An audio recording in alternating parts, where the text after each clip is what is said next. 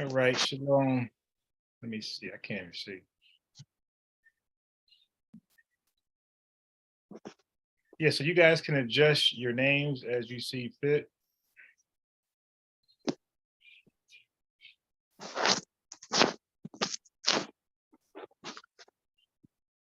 So I will be furthering, going over some lessons, but also showing you guys how to navigate through the blueletter.org. If you see in my screen, there's another one called BibleHub.com.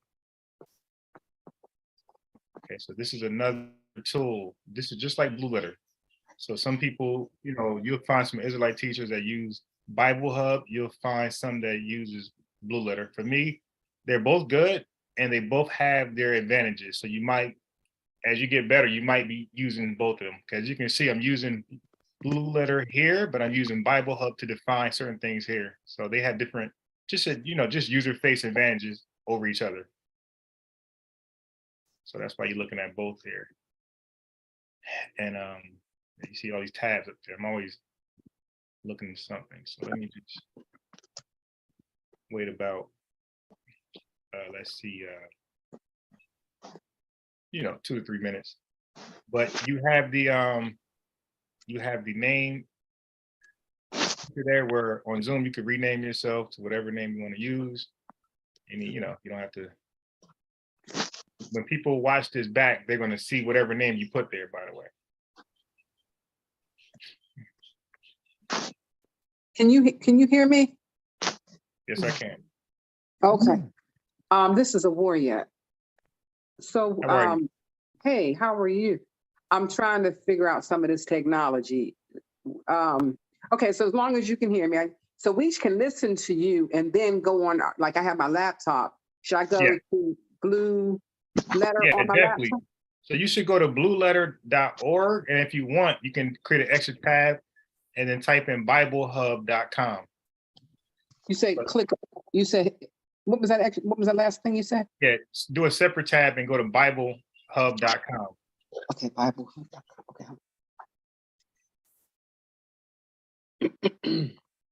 Okay, let me do both right now. Yes, they're both the same thing. Back is ready. Password for altmanliza73@gmail.com. Edit text. So I would say I would say that Bible Hub gives you better different Bible parallels. Password for altmanliza73@gmail.com. Edit text. Login screen. Bullet. I got them. Bullet. Signing in. And you got voice to text or something? Text to speech? Who you talking about, me? Yeah. Do I have what? No, it's something you had. I heard something in the background, but that was somebody. No, I'm sorry. That was my laptop. I don't know why that came on. I thought that was some type of voice to speech type thing. Okay. Yeah, so just so you can follow along, you want to go to BibleHub.com and then Blue Letter. But we're going to maneuver. So when I read scriptures, I like to do Blue Letter, right? If I'm just maneuvering real fast. But if I want to look at different parallel translations, I'm going to go to. So let me just show you what Bible Hub I think is better at. So let's say if I go into let's say, give me something. Let's say Genesis.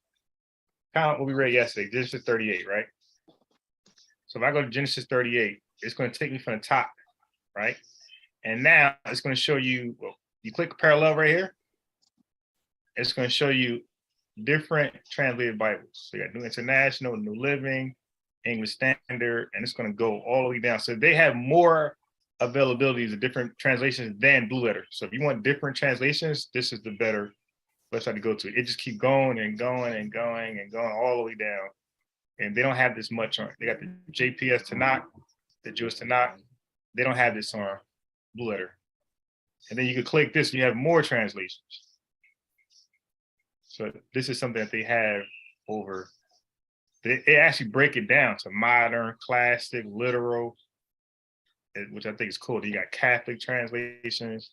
You got translations from Aramaic. I think that's good. So this is the Aramaic Bible. You ever heard about this?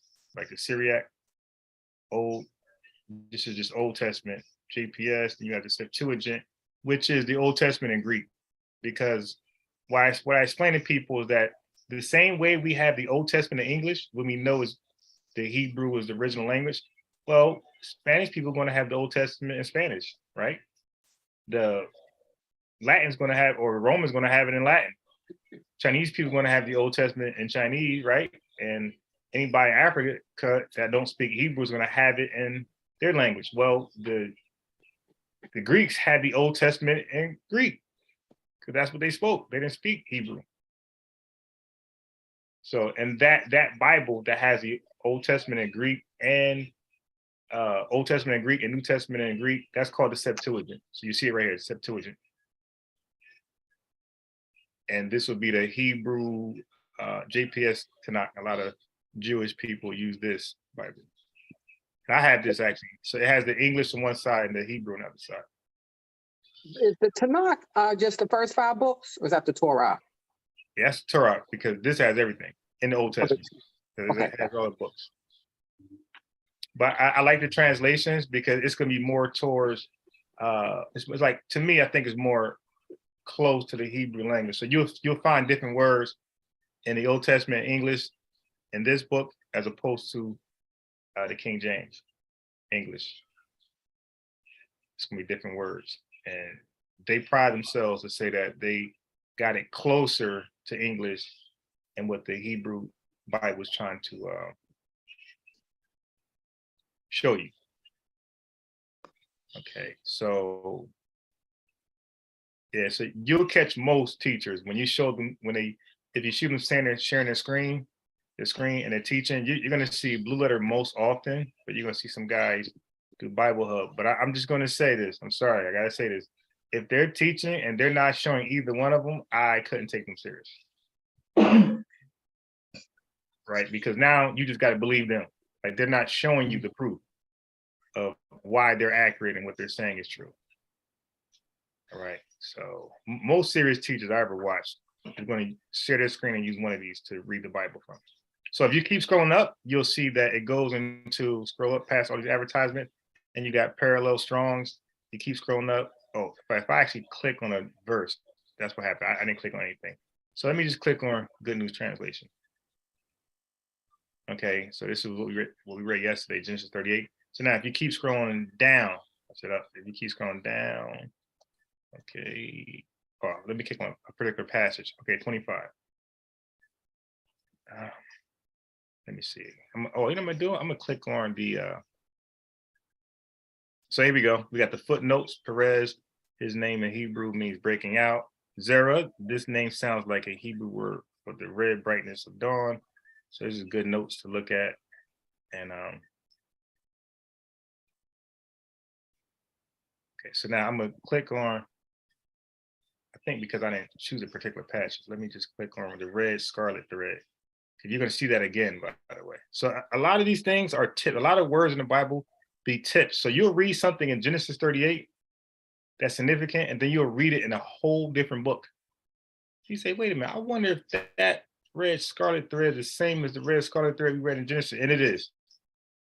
And you know, it's the person who can catch that is gonna you know, be able to tell you what's going on. So I want to,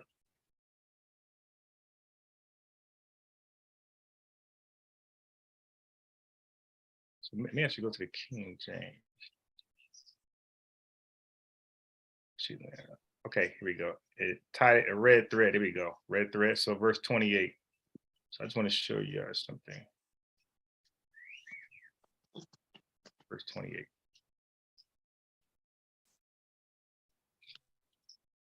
Genesis 38, 28. And you could cross-reference from here as well. You could cross-reference from here as well. So here are the text right here. You can catch it in context, cross-reference. You could read, and the commentary. I don't believe there's any commentary. There's not too much commentary in Blue Letter. So if you want to get the context or the story behind a particular verse, you'll come here. Right. So you'll go to a chapter and verse and click commentary, and it'll give you about 6 different commentaries from different scholars.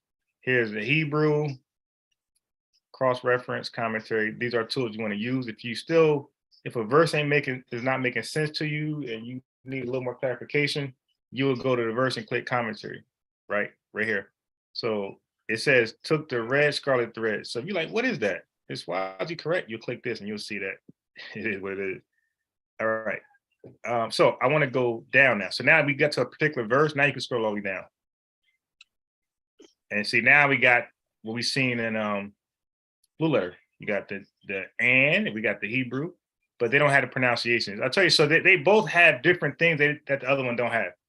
And I guess that's the way to compete with each other. So they don't have the pronunciation, but they have everything the other one had. Conjunctive, verb, call, consecutive imperfect, third person, masculine, singular, and this means to fall out, come to pass, become, be. And so we got the scarlet thread right here, crimson, the insect, its colors, stuff dyed with it. There you go. And we have a commentary right here. So if you click on this, it'll give you parallel commentaries.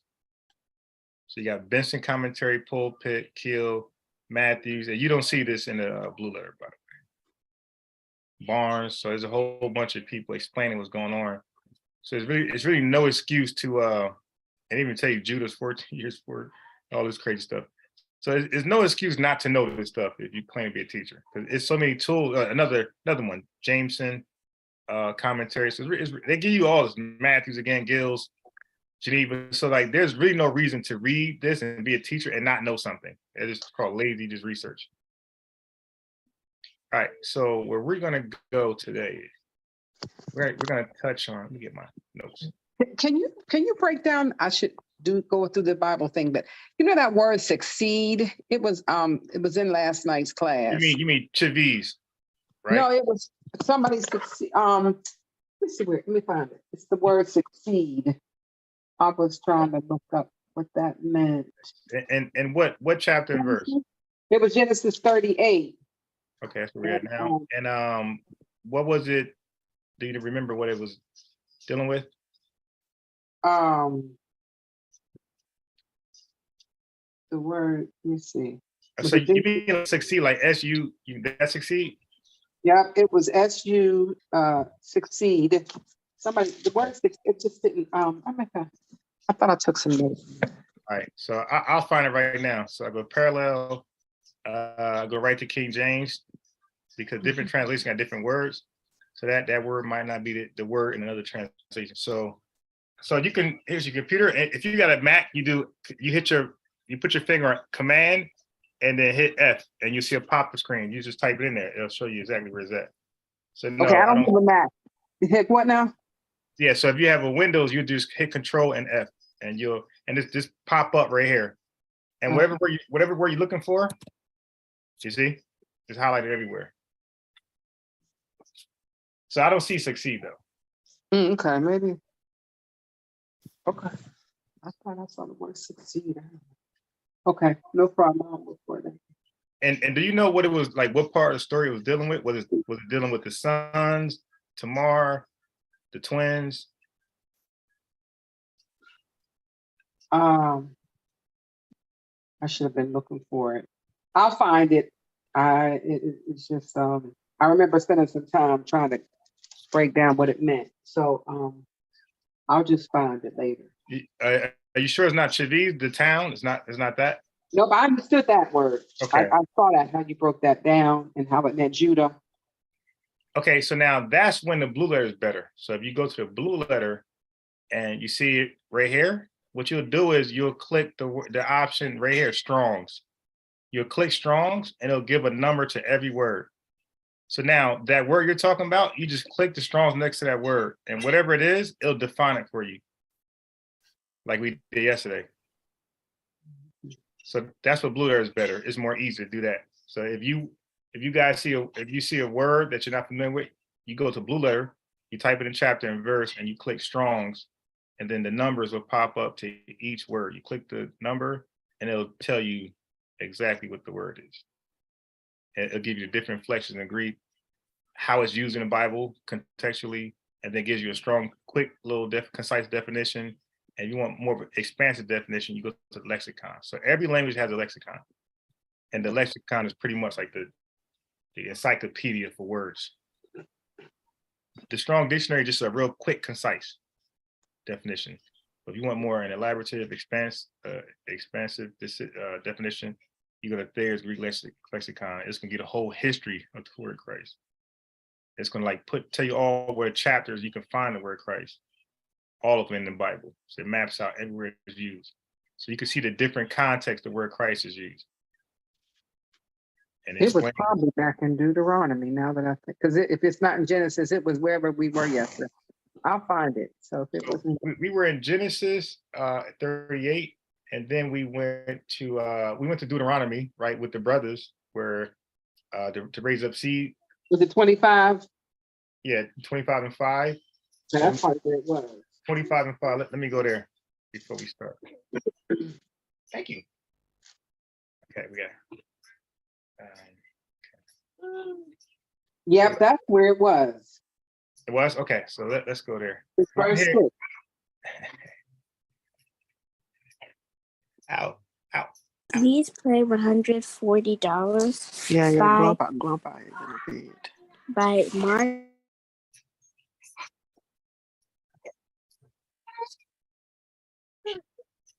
Okay, so let me type in Deuteronomy 25 and 5.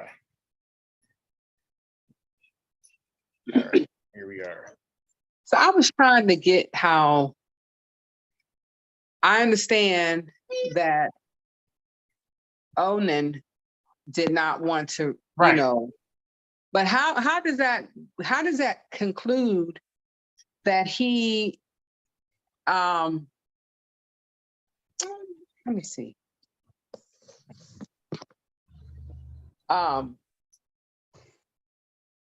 What is it? How is it that I don't know, I'm trying to look this here. So you How want to is it that son that is not what is the first heirs? I mean, you know, yeah, yeah. yeah. I know, yeah. So like Onan did not want to raise his seed up, but Right. okay, so that law, yeah, that's what it was. How is it that I don't see how that law is, I get the law, but I Right. don't see how the verse in 25 and 6 is saying he's raising up another man's seed or something like that. So the first thing we got to remember is what did Onan think, right? Onan said, I didn't want to raise up seed to my brother. So that's why he didn't want to go into his wife, right? So he understood that to mean that son won't be credited as his. So when you go to Deuteronomy 25 and 5, where we are now, Yeah. and it says widowhood and marriage. It says, if brethren dwell together and one of them die and have no child, the wife of the dead shall not marry without unto a stranger. Her husband's brother shall go into her and take her to wife and perform the duty of an husband's brother to her. And it shall be that the firstborn, which she beareth shall succeed, there you go, in the name of his brother which is dead. Yeah, that word succeed, what does that mean? Okay, so let's go there.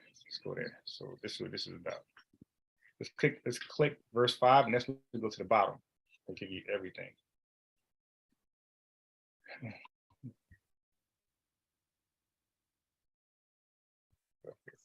Scrolling down.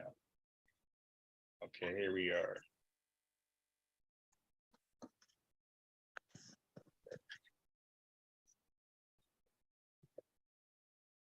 Is to her brother is to take her as his wife. It said, and fulfill the duty of her brother-in-law for her.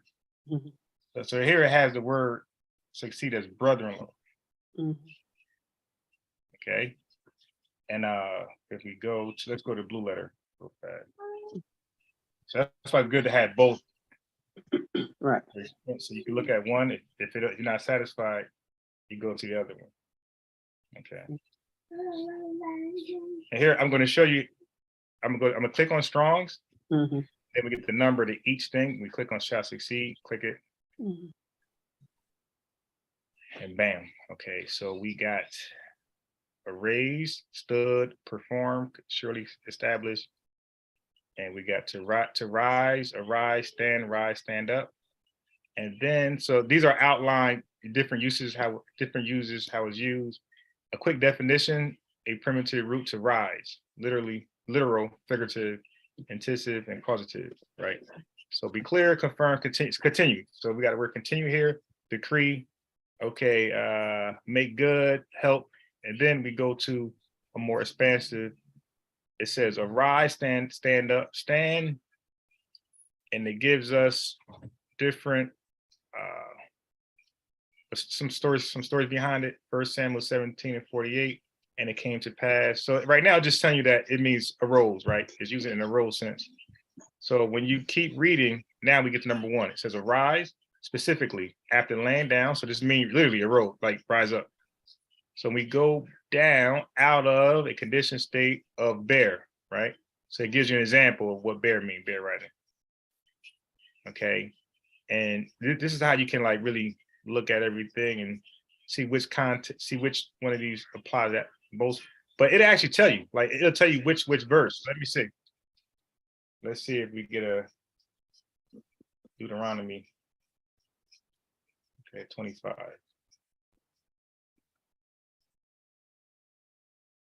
Okay. So let's see. So right here, this is so right now it's dealing with the verse we just read. It says, he shall stand up upon the name of his brother and represent him, right? So whatever that means, to represent him, right? So what does that mean, to represent your brother, your dead brother? So from here, we can, we got one more verse. Okay, it says to plant of name.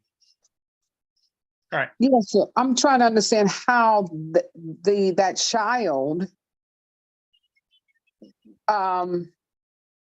is the dead brother's son. Right. So okay. So now we'll go to so we've got the definition.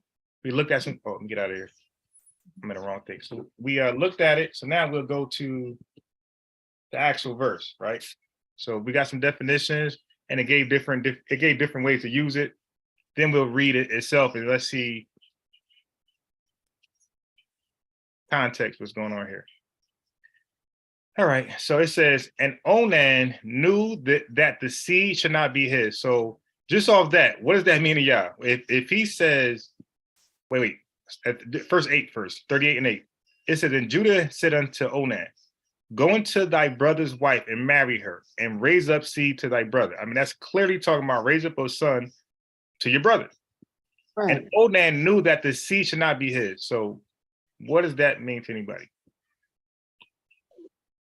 That means that I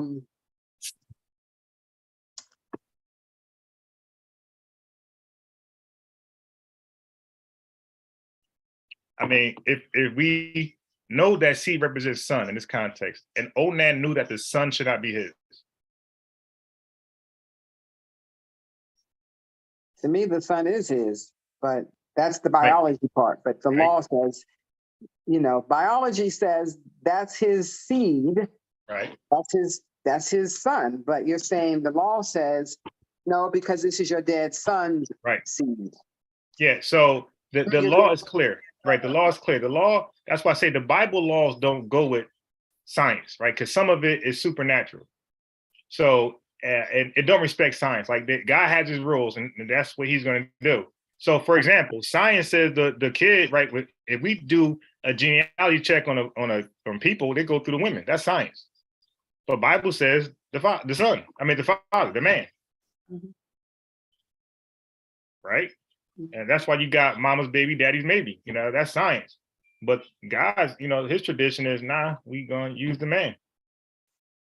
Okay, so this is just accepting this is the law. Because okay, so I get it. It's just how it is. It's not something, I get it. Okay, it's just that kid is definitely biologically Onan's. But Onan, I guess, couldn't stomach the fact that he won't have custody. Like, and he won't, and that kid, no matter how great he is, he won't get credit for the father, right? So he knew that his brother will get all the credit. So let's say if the son went down in lineage, right, and they did great things, their root would be it wouldn't be on that. Okay, I got it. Okay, I got it. Okay, it's the law. I understand. Yep. Yep. Okay, I just thought it was something I was missing. Okay. Got So, it. Thank you. matter of fact, how about this? I'm gonna show you this. So I'm gonna bring you all to Ezra. Watch this. So it gets worse. Watch this. Ezra 2. If you think that was bad, how about this? I'm gonna bring you guys to 58. No. Okay, yep, we're here. So 59, this is Ezra chapter 2, 59. So just still on that same topic, right? How law, tradition overrides blood. This physical seed, this physical blood, it holds no weight versus tradition, custom, and law in Israel. So 59, and these were they which went up from Tel Milah, Tel Harsa, Cherub, Adon, and Immer, but they could not show their father's house and their seed, whether they were Israel. So they couldn't show their father's house and their seed. So now they couldn't prove they were Israel. So proof, I mean, damn, that's my father. It's my father. But you mean that I got to have documentation like America? Like, that's my mom, but if you don't show a birth certificate or whatever, you're not going to get any benefits, or you're not allowed to register, or, those, you can't do it. So, but that's your son biologically. So same like America. The Bible said, nah, you got to have paperwork. We don't care who your father is. If you don't have documentation to prove that, bye-bye. So it said that they could not show their father's house and their seed, whether it was Israel. So how are you going to show that? That's documentation. So verse 60 says, the children of Deliah, the children of Tobiah, the children of Nekoda, 652. Now watch this. Priest removed. Watch this. Y'all should write this one down. Ezra chapter 2, verse 61. And the children of the priests, let's stop there. The Bible is telling us that they are the children of priests. This don't say as was supposed. This don't say what was thought of one time. It's telling you that these are the children of the priest biologically, right? The children, it's going to tell you who they are. The children of Habiah, the children of Kaz, the children of Barzillai. Okay, these are people which took a wife of the daughters of Barzillai and Gileadite and was called after their name. So these are clearly Israelites. They're priests. These sought to register, see, it's back to documentation. These sought their register amongst those that were reckoned by genealogy, see? But they were not found, so they couldn't find the paperwork. So what happens now? Therefore, were they as polluted, put from the priesthood, you see? So it's all about documentation in Israel. It's not about physical seed and who your dad is. It's, do you have the proof? Do you have the paperwork? So now these people were put from the priesthood. Therefore, now where they going now? Which land? Judah? Zebulun? What land they going to? Nah, they're going to be Gentiles now, strangers. But they're physically Israelites. We read it right there, right here. And the children of the priests.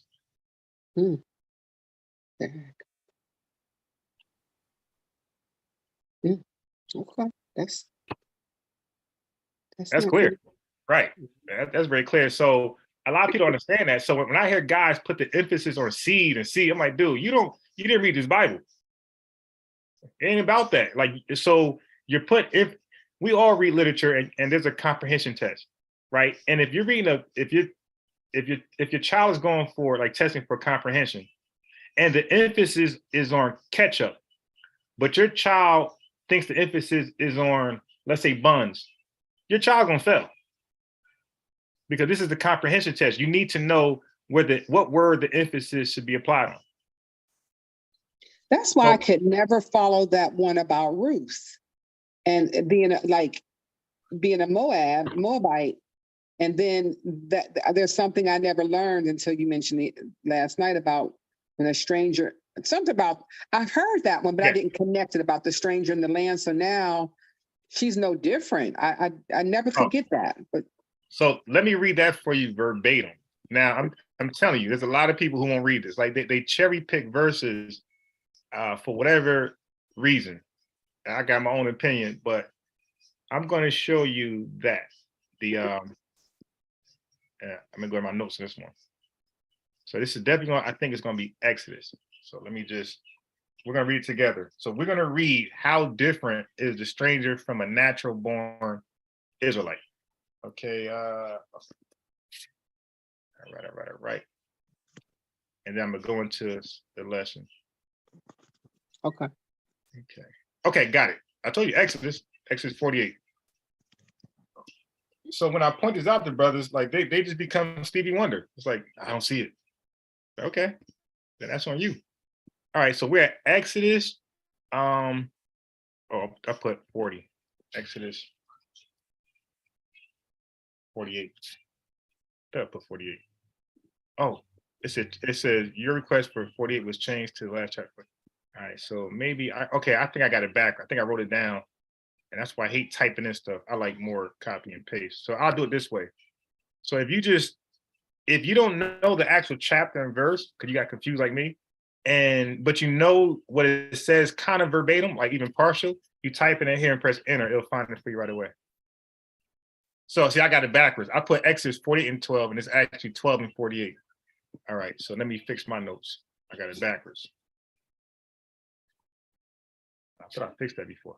Now look at this. So if you look for a scripture, like just one verse, it'll just show you that one verse. Now, if you want to get the context, you just click that. It'll show everything. Okay. So if you want to see one verse, you just type it in partially, it'll go to it. But if you want the whole book or the whole chapter, I should say, you click on the verse and it'll do it like that. Okay. Listen to this. And when a stranger shall sojourn with thee and will keep the Passover to the Lord, let all his males be circumcised. And then let him come near and keep it.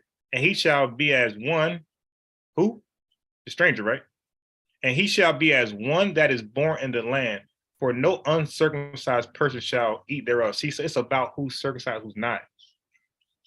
That's more important than somebody being, because if an Israelite is uncircumcised, he's thrown. I can show you if Israelite is if the Israelite is uncircumcised, he's thrown out. He's thrown out like a stranger or like a heathen. So it says one law should be to him that is homeborn, and unto the stranger that one law for both. So they're both keeping pass. So they both doing everything the same.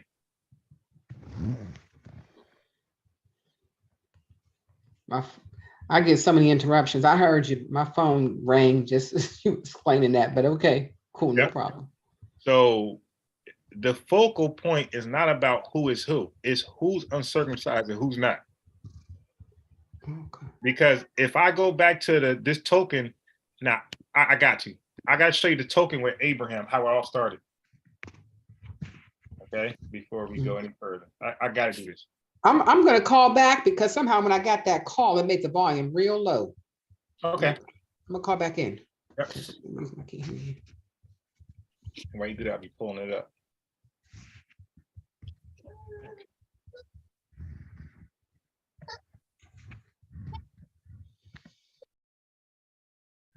Okay. You hungry yet?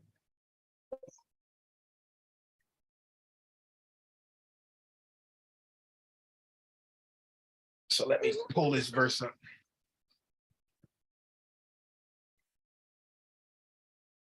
All right, she's back. And let me pull this up. All right, it should be here.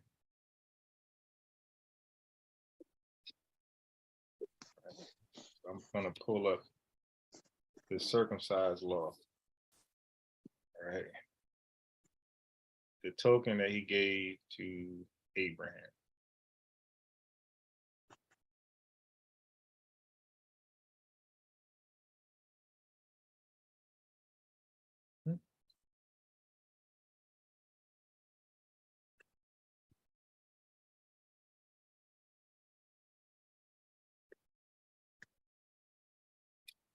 Okay, Ishmael.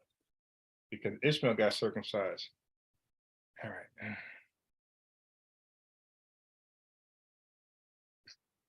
Okay, I see what's going on.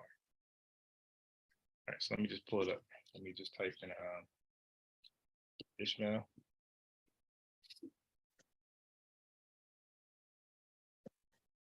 And this is a good thing. You type in one name, it'll show you where the name is at all throughout the scripture. So you just can come here and then see what scripture. Here we are.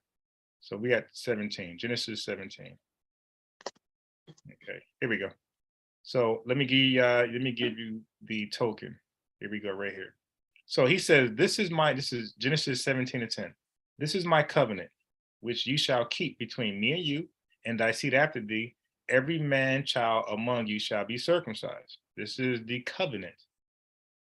And ye shall circumcise the flesh of your foreskin, and it shall be a token of the covenant. So you have a covenant, but the circumcision is the sign of the covenant. So if you don't have this on you, like the Passover, you don't have that blood on the door, it's over. Like there's no protection. So if you don't have this circumcision, then the covenant is not with you. So he said, this shall be a token of the covenant betwixt me and you. And verse 12, and he that is 8 days old shall be circumcised among you, every man child in your generations. He that is born in the house or bought with money of any stranger, which is not of your seed. So nobody can mix this up. This is clearly not an Israelite. All right, so verse 13, he that is born in thy house and he that is bought with money, both the stranger and your family, must need be circumcised. And my covenant shall be in your flesh for an everlasting covenant. And the uncircumcised man, listen, this don't say heathen, this is anybody. And the uncircumcised man child whose flesh of his foreskin is not circumcised, that soul shall be cut off from his people. He has broken my covenant. I told you, so it's all about what God said, not what man said. God says it's about the token. You don't care if you're Israel, whoever you are. If you're not circumcised, goodbye. You're cut off. You've broken the covenant. Physical circumcision, right? Say that again? Is that the physical or the spiritual circumcision? At this point, he's talking about this is the first time it's mentioned, so this is physical. Okay. But there's people who just didn't get circumcised. So, okay. It's just like it. Okay. There's no exceptions. It's just how it is. And you know what? Those people, they got circumcised later. And if you talk about New Testament, I think it was Timothy or Titus. Yeah. They were uncircumcised and then they got circumcised. Right. Right. But Moses did speak of a circumcised heart. So of course, the circumcised heart would be more authentic than the foreskin. Mm-hmm.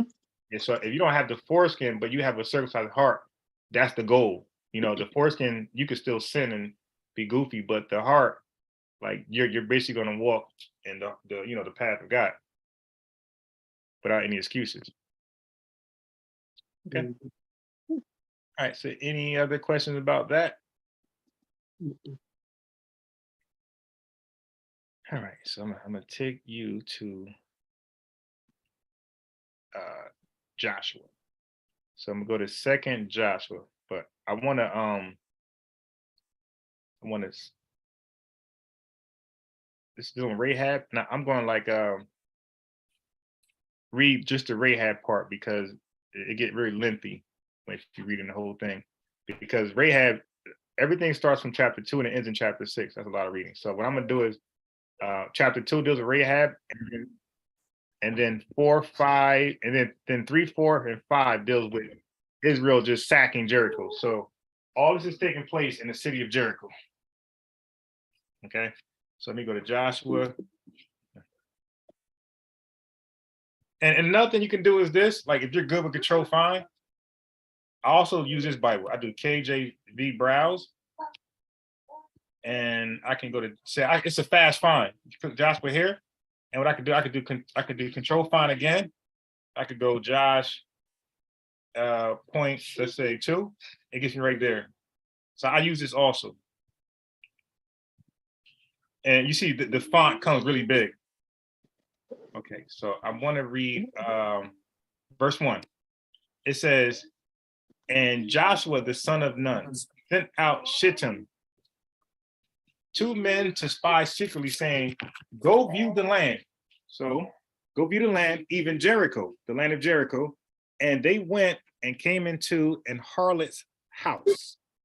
And just remember, I'm only reading about these women because they are part of Matthew's genealogy.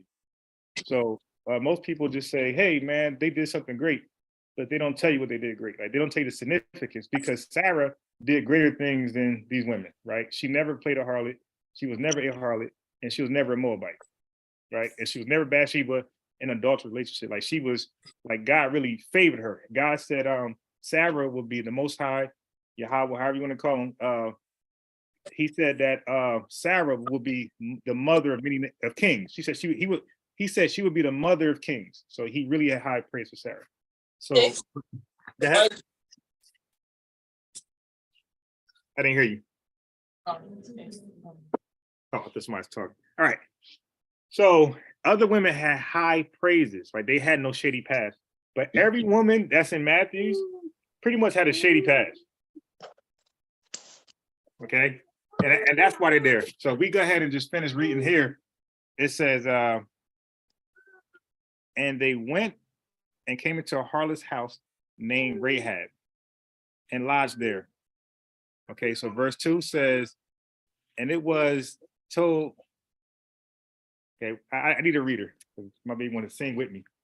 I can read, but Okay. you're saying Rahab, she was an Israelite, right? Okay, so look, so here's the thing. It don't say that. This is what we do here. All you gotta do is this. You go back to Blue Letter or Bible Hub, doesn't matter. You click it in there. You click enter. Then you go to anywhere it says Rahab, you go to tools, you go to interlinear, click that, and we'll see her name. You go to her name.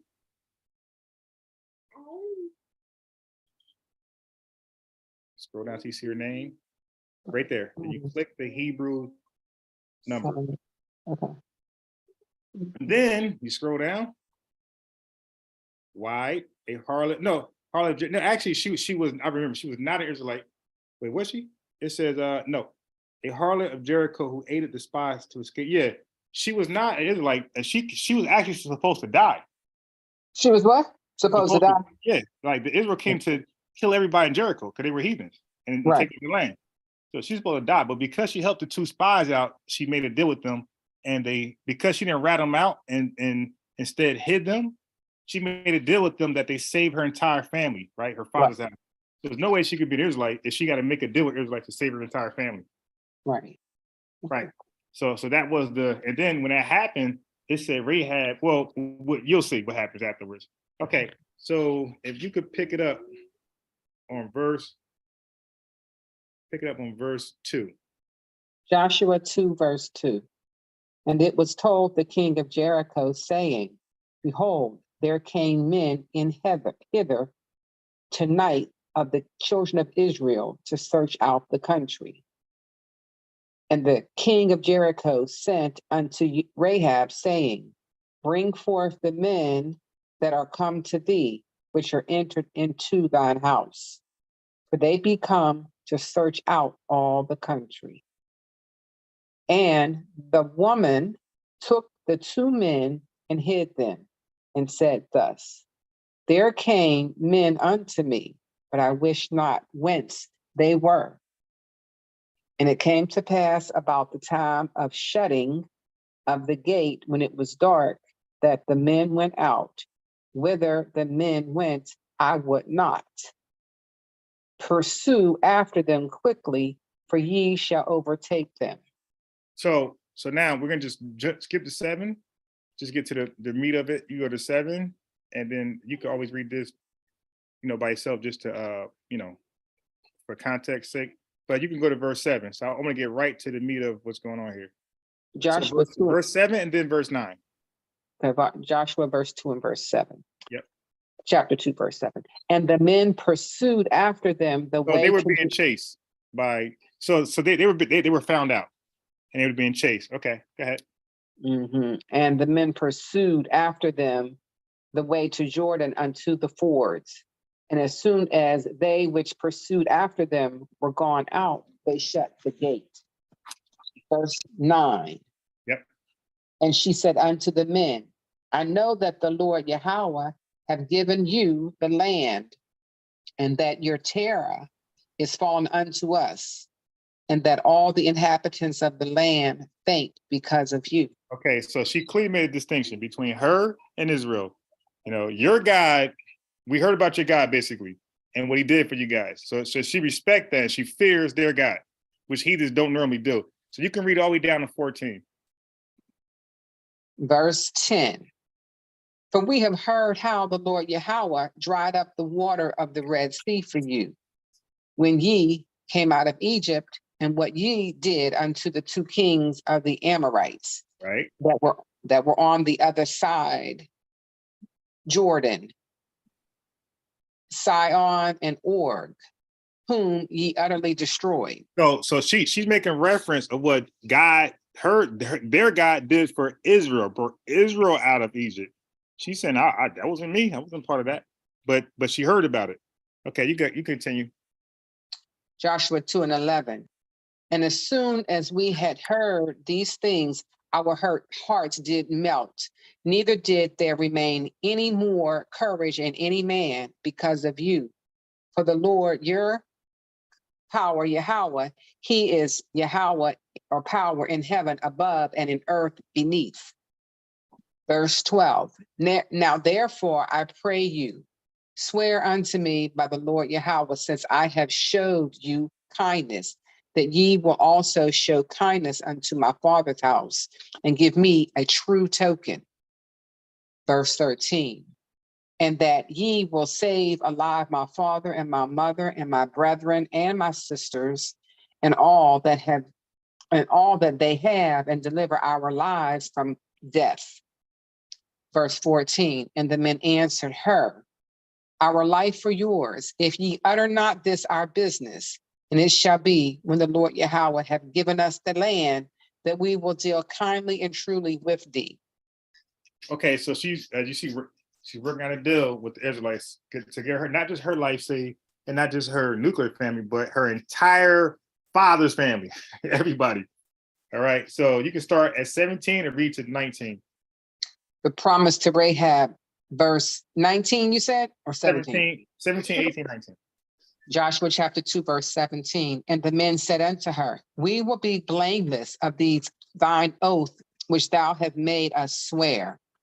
Verse 18. Behold, when we come into the land, thou shalt bind this letter of scarlet thread in the window, which thou didst let us down by, and thou shalt bring Wait a minute. Back up, read 18 again. Behold, when we come into the land, thou shalt bind this letter of scarlet thread. Stop. That's the same scarlet thread that was put on the hand of Zerah when he was declared first child out of Tamar. Yeah. So as you see, that scarlet thread means something in Israel, right? So when you read something, it's not just a one-off. That's symbolic throughout the entire scriptures. Okay, go ahead. Okay, in the window, which thou didst let us down by, and thou shalt bring thy father and thy mother and thy brethren and all thy father's household home unto thee. Now look at that, the entire father's household. Okay, go ahead. Verse 19, Joshua chapter 2. And it shall be that whosoever shall go out of the doors of thy house into the street, his blood shall be upon his head, and we will be guiltless. And whoso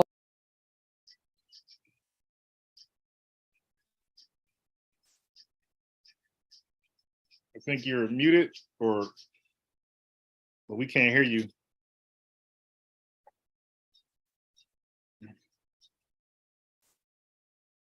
Are you able to hear me?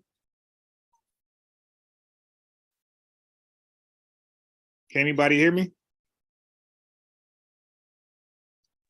I can hear you. Okay, I was just making sure it wasn't my connection, because sometimes, when you're dealing with Wi-Fi, it could be any one of us. Yeah. If you don't have a direct connection, then you're subjected to some bad connection at some point, because Wi-Fi is never like consistent. it's up and down, up and down, up and down. But if you're connected to like a cable connection, yeah, that won't happen. Okay, so I think she might have lost the connection, so let's wait for it. But as you see, we're dealing with the red scarlet thread again.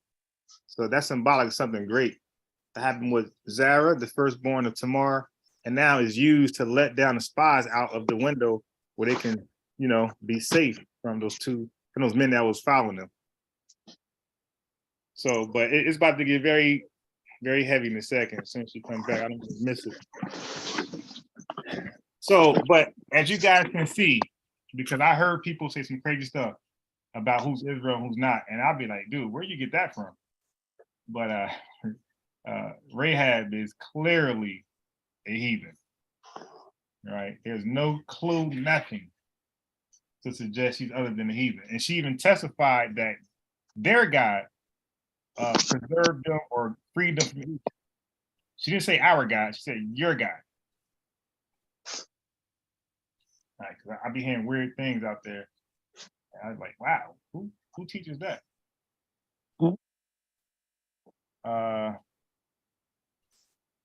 I guess let me see. I don't know how to contact her to let her know that we can't hear her. Because I don't think I didn't hear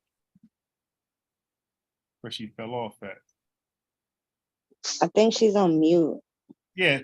Okay. So she must got a phone call. I got it. Okay. So that means she's probably still listening. All right. So did anybody want to? I can if you guys, I can continue reading. Okay, 19. 19, Joshua 2:19. And it shall be that whosoever shall go out of, and it shall be that whosoever shall go out of the doors of thy house into the street, his blood shall be upon his head, and we will be guiltless. And whosoever shall be with thee in the house, his blood shall be on our head, if any hand be upon him. So basically, the deal is, listen, you stay in his house, you save. This just like the Noah's Ark, basically. You stay in his house, you save. If you leave it, you're gonna die, and we ain't gonna save you. Right? That's what he's telling us. Hold on, she's coming back. Okay. Just want to make sure. And there was another sister said she was trying to get in, but she said something about the link wasn't working or something. It works because all you guys clicked it, but I didn't send the number to her. So let me send her the number. I forgot about that option. Okay, Sorry about that, y'all. Yeah. So the link, it definitely worked because you all got in. But Yeah. it's probably, sometimes it could like malfunction and ask for a password. But if you just try again, it'll put you through. Because people have said that. People have said, hey, I need a password. I'm like, well, it shouldn't be saying that. So then when they try again, it let them through. All right, so let me just make sure. I'm just copying the phone number now. And that's why the phone number option is there for that reason, where if the link isn't working, the phone should be working.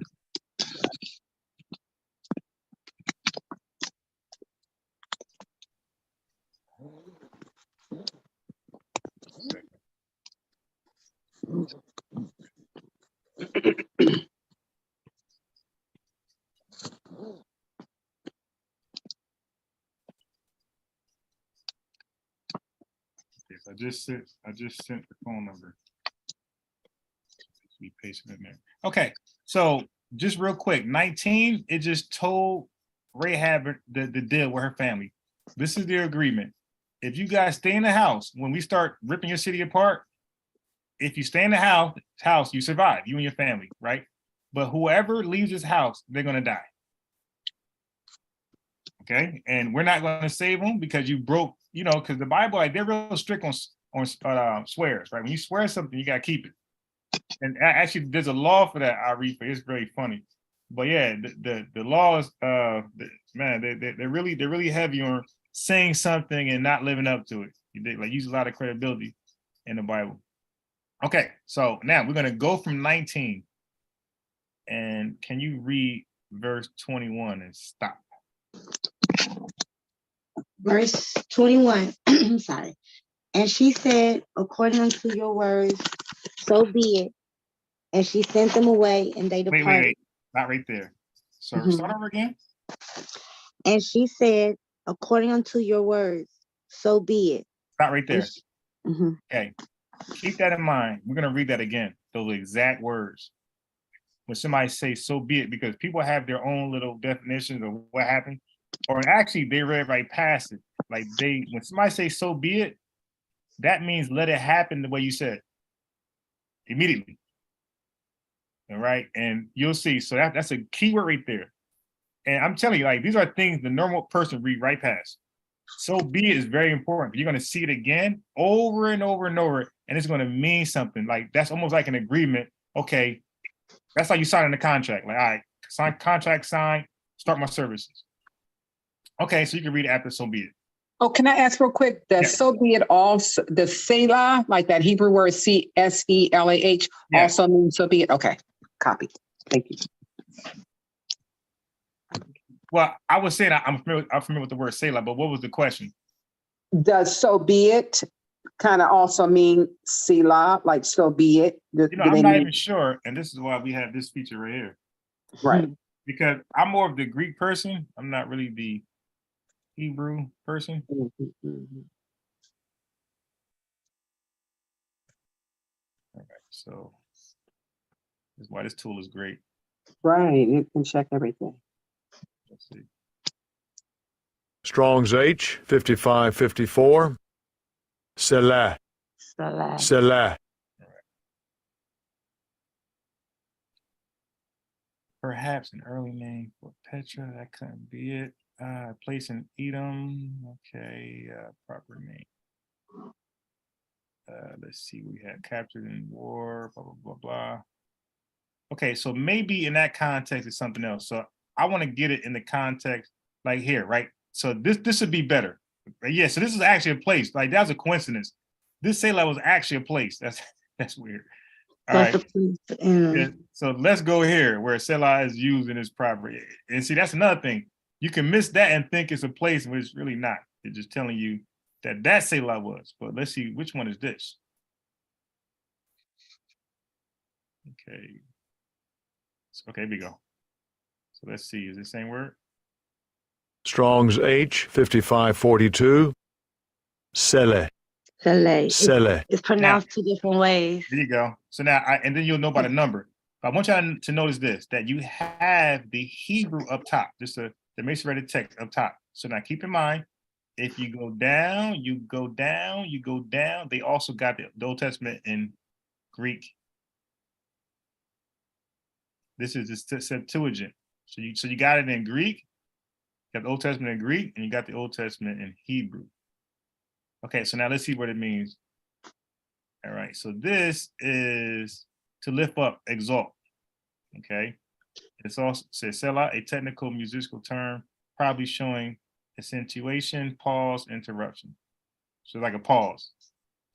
Okay, exalt, lift up, lift up, or voices, or exalt, and it's going to Psalms. So which where we at? We're at Psalms. Where we at? We're at Psalms. We're at Psalms 3 and 2, right? Let's go back and let's see if we see it in Psalm 3 and 2. Because it's actually going to tell you the context that it's used in. We do show all. Okay. Oh, damn, there's a whole bunch of Psalms there. All right, so we got 3 and 3 right here. So it says combines elsewhere as close to strophe. Elsewhere close to strophe. So you would have to, yeah. So you see, it's a lot of time you put in to know what these things are saying, and you got to read all the stuff. But properly, possibly, but compare explanation suite. The after final editing, yes, not it. So I would say it's going up to lift up or exalt. Like that's where it's leading me to. Lift up or exalt without reading everything. Okay. Mm-hmm. All right, so let's go. So now we read, okay, so let's read 20. So we read 21. And can you read it again where it says, and she sent them away? Joshua 2:21. And she said, according unto your words, so be it. And she sent them away, and they departed. And she bound the scarlet line in the window. That's that scarlet thread. But I want y'all to remember this. So be it. So after somebody tell you something, give you a command, or they explain something, and when you say so be it, you're just saying I'm with it. Right? Mhm. Okay, so remember, we're gonna come back to that word later. All right, so let me look at my notes. Where are we at now? Now they're out the window, they're ready to destroy. Yes, we're done there. So we're gonna go to Joshua chapter 5 now. And that's why I like this. I like this right here because you just scroll down and you'll get right to it. So we're at Joshua chapter 5, and we're gonna go into I believe we're at 13. Yep, 13. So this is Joshua chapter 5, verse 13. And you can also cheat and just read my screen. Okay. And it came to pass when Joshua was by Jericho that he lifted up his eyes and looked, and beheld, there stood a man over against him with his sword drawn in his hand. And Joshua went unto him and said unto him, art thou for us or for our adversaries? Stop. So now I believe this happened to King David also. Mhm. So this man's talking about the angel. It's an angel, right? With a long sword trying to kill something. And I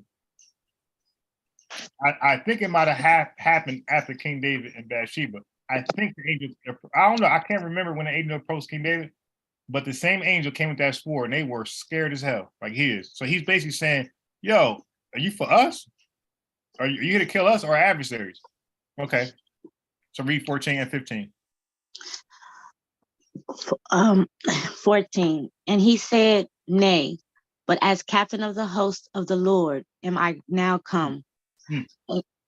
And Joshua fell on his face to the earth and did worship, and said unto him, what saith my Lord unto his servant? 15. And the captain of the Lord's host said unto Joshua, loose thy shoe from off thy foot, for the place whereon thou standest is holy. And Joshua did so. So that same language you'll see Exodus 13 and I think 3 with with God, the angel of the burning bush, and Moses. So that language is familiar. All right. So the angel did so. Okay. I want you to read that part, right? Because I think that's important to know that these angels, man, they don't be playing. They come down with long sword and they're ready to chop off, wreck shop. So now we're gonna close it out. So Joshua chapter 6, just read 2 and 3. So Joshua 6:2. And the Lord said unto Joshua, see, I have given into thy hand Jericho, and the king thereof, and the mighty men of valor. 6:3. And ye shall compass the city, all ye men of war, and go round about the city once. Thus shalt thou do 6 days. Okay, so it says 6 days. So now we're going to skip all the way down because this is about them going, sacking the city and getting prepared to destroy it. So we're going to go right to 14, so you can read 14 and 15. Okay. Joshua 6:14 and 15. And the second day they compassed the city once and returned into the camp. So they did 6 days. And it came to pass on the 7th day that they rose early about the dawning of the day and compassed the city after the same manner 7 times. Only on that day they compassed the city 7 times. Okay, now 16 and 17. And it came to pass at the 7th time, when the priest blew with the trumpets, Joshua said unto the people, shout, for the Lord hath given you the city. 17. And the Lord shall be a curse? Accursed Yep. even it and all that are therein to the Lord.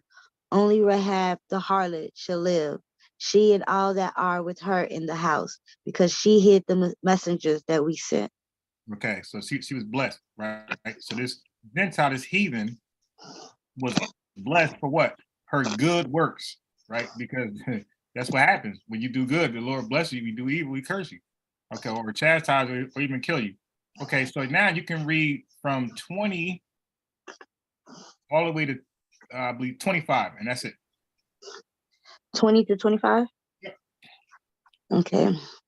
So the people shouted when the priest blew with the trumpets, and it came to pass when the people heard the sound of the trumpet, and the people shouted with a great shout that the wall fell down flat, so that the people went up into the city, every man straight before him, and they took the city.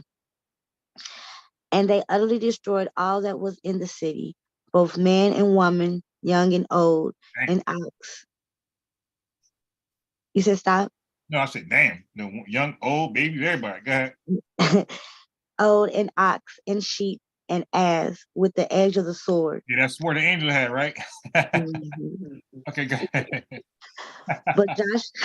But Joshua had said unto the two men that had spied out the country, go into the harlot's house and bring out the woman and all that she and all that she has, as ye swore unto her.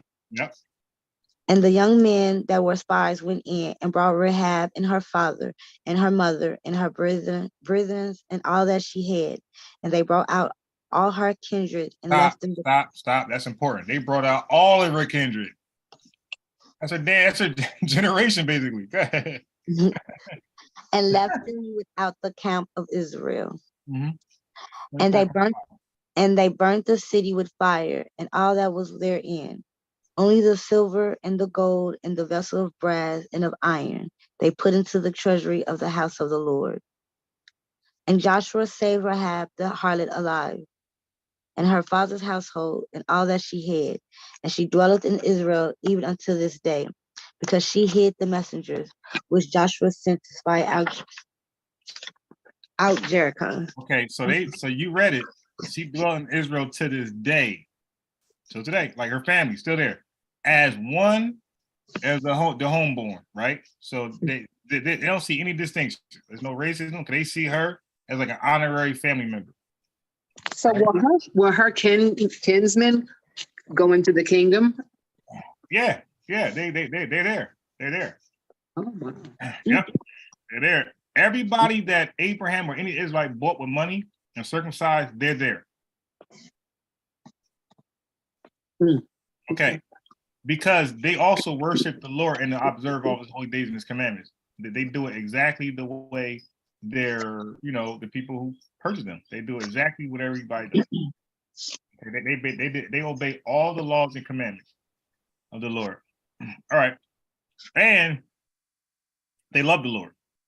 Just how Rahab said. She said, "No, we heard about you. Like at least me and my family. We heard about you. We heard about your God. We heard about how powerful He is, and He come to your aid. And we was looking like like fans. Like, wow, hey man, you get your autograph. So she said, oh yeah, wait, so what's going on here? They trying to kill you? Oh nah, yeah, I'll save you guys. Hell yeah, y'all the Lord is fierce. You see that angel came with that sword, right? That's fierce. Okay, so now let's quickly go to Ruth.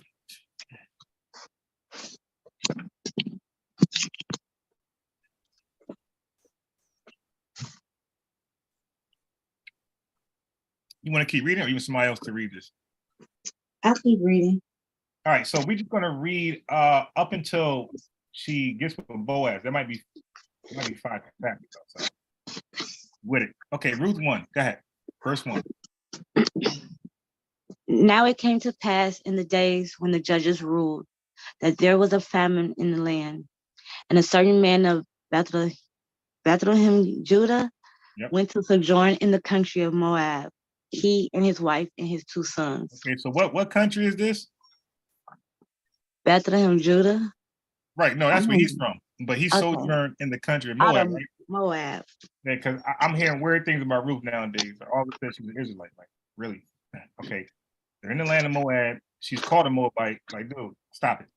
So that land that they're speaking of, the Moabite, it's the land in Israel where the Moabites dwelled in Israel, or is it another, or it's a larger area? It's a part of more than so.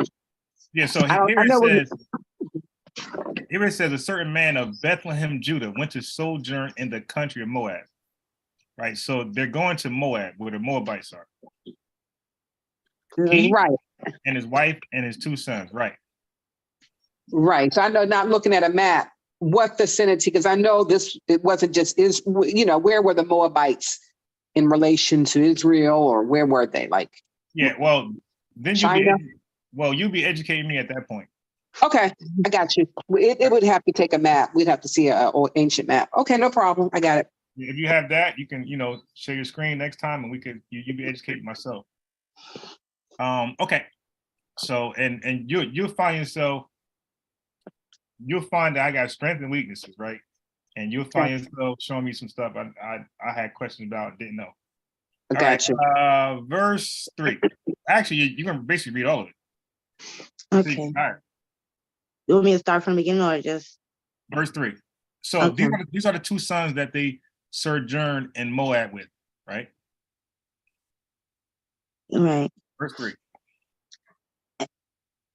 What's his element? How you pronounce his name? Elimelech. Elimelech. Naomi's husband died, and she was left and her 2 sons. Mm-hmm. And they took them wives of the women of Moab. Ah, The name Moab. of- Wait, hold on. They Okay. took wives of the women of Moab or Israel. Moab. Moab. Okay, let's go. Keep reading. Because you're gonna hear weird things. I'm trying to tell you. I seen a Facebook post. It was ridiculous. Okay, go ahead. The name of the one was Orpah, and the name of the other Ruth, and they dwelled there about 10 years. Mm-hmm. And Mahlon and Chilion died also, both of them, and the woman was left of her 2 sons and her husband. Mm-hmm. And then she arose with her daughters-in-law, that she might return from the country of Moab. For she had heard in the country of Moab how that the Lord had visited his people and giving them bread. Okay, so this is another Gentile witnessing how the Lord take care of his people. That's all you're reading right now. She's bearing witness, like, wow, this Lord is powerful. My graven image don't do that for me, right? Because they got the the graven images, all these false gods. But she's looking like, damn, y'all gotta actually come through. Okay, so you can keep reading verse 7. Wherefore she went forth out of the place where she was, and her 2 daughters-in-law with her, and they went on the way to return unto the land of So Judah. they went back to Judah. So there's in Moab, they got wives there, now they're going back to their land. Okay, go ahead. And Naomi said unto her 2 daughters-in-law, Go, return each to her mother's house. The Lord deal kindly with you, as ye have dealt with the dead and with me. Right, because the Lord blesses them who bless the Lord's people. Okay, go ahead. Where was that? I'm sorry. Verse 9. Okay. The Lord grant you that ye may find rest, each of you in the house of her husband. Then she kissed them, and they lifted up their voice and wept. Mm-hmm. And they said unto her, Surely we will return with thee unto thy people. And Naomi said, Turn again, my daughters. Why will ye go with me? Are there yet any more sons in my womb, that they may be your husbands? Turn again, my daughters, go your way, for I am too old to have an husband. If I should say, I have hope, if I should have an husband also tonight, and should also bear sons, will ye tarry for them till they were grown? Will ye stay for them from having husbands? Nay, my daughters, for it grieveth me much for your sakes that the hand of the Lord is gone out against me. And they lifted up their voice and wept again. And Orpah kissed her mother-in-law, but Ruth clave unto her. And she said, Behold, thy sister-in-law is gone back unto her people. Hey, wait. Going back to her people, right? Okay, these words. Okay, go ahead. Mhm. Point it out. And unto her gods, returning thou out. Oh, how is she? I'll be hearing this. How is she an Israelite? She's going back to her people or her gods. Go ahead. Return thou after thy sister-in-law. Right. And Ruth said, Entreat me not to leave thee, or to return from following after thee. For whither thou goest, I will go, and where thou lodgest, I will lodge. Thy people shall be my people, and thy God my God. Okay, she clearly is saying we're different. You're different from me, and your God is different from my God. But from this point on, I will act like your people is my people, and your God's my God. So basically, I'm trying to adopt myself to you guys, right? Attach myself to you guys. I'm trying to be one born in the land. Okay. Okay. Now go ahead. 17. Where thou diest will I die, and there will I be buried. The Lord do so to me, and more also, if I but death part thee in me. When she saw that she was steadfastly minded to go with her, then she left speaking unto her. So they two went until they came to Bethlehem. And it came to pass, when they were come to Bethlehem, that all the city was moved about them, and they said, Is this Naomi? And she said unto them, Call me not Naomi, call me Mara, for the Almighty has dealt very bitterly with me. I went out full, and the Lord has brought me home again empty. Why then call ye me Naomi, seeing the Lord has testified against me, and the Almighty has afflicted me? Right. So Naomi returned, and Ruth the Moabitess, her daughter-in-law, with her, which returned out of the country of Moab. And they came to Bethlehem in the beginning of barley harvest. Okay, so Ruth and her people and her guys, she's a Moabite. She's a Moabitess. I mean, all right. Okay, all right, Ruth chapter 2, verse 1. And Naomi had a kinsman of her husband's, a mighty man of wealth, of the family of Elimelech, and his name was Boaz. And Ruth the Moabitess said unto Naomi, Let me now go to the field and glean ears of corn after him, in whose sight I shall find grace. And she said unto her, Go, my daughter. And she went and came and gleaned in the field after the reapers, and her hap was too light. Her hap was too light on a part of the field belonging unto Boaz, who was of the kindred of Amalek. And behold, Boaz came from Bethlehem and said unto the reapers, The Lord be with you. And they answered him, The Lord bless thee. Then said Boaz unto his servant that was set over the reapers, Whose damsel is this? And the servant that was set over the reapers answered and said, It is the Moabitess damsel that came back with Naomi out of the country of Moab. Right, hold on. So all these chances to call her Israelite, nobody does. But go ahead. Verse 7. What'd you say? All the what now? All the chances, because I'm hearing some guys from Israel call her Israelite. All the chances the Bible has so far to call her Israelite, they keep calling her a Moabite, a Moabitish, a Moabab, and Moabite. It's calling her everything Moab. It's clear that she's a Moabite. I just don't. I just have to understand that the Most High's ways aren't our ways. I mean, Right. How she can just be kind of blessed. That's what I just don't understand. Right. But the thing is, and that's one thing we got to do. Like, we are human, so we're gonna have our agenda, right? We can't help it. That's what makes us human. We're gonna have our own agenda.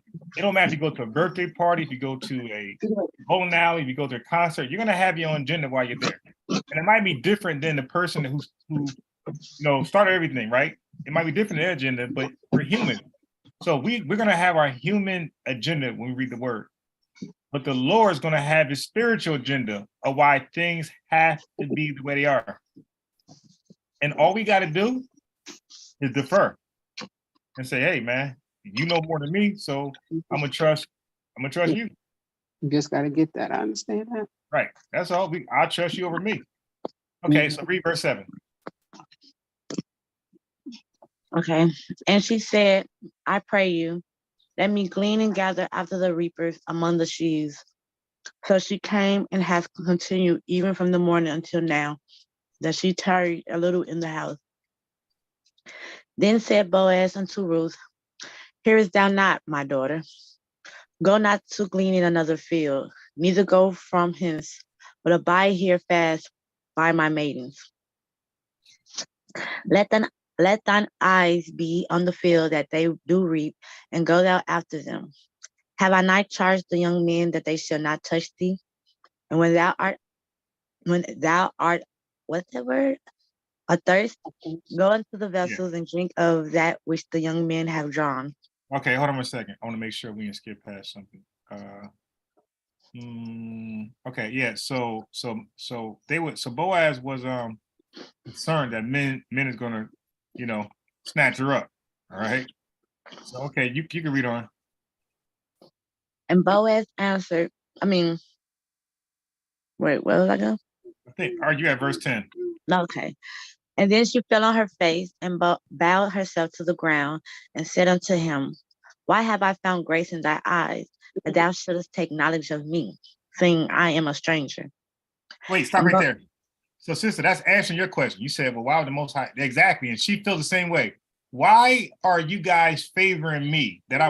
So your concerns was her concerns. Why am I the feature of this? I'm a stranger. Why is everybody nice to me? Okay, verse 11.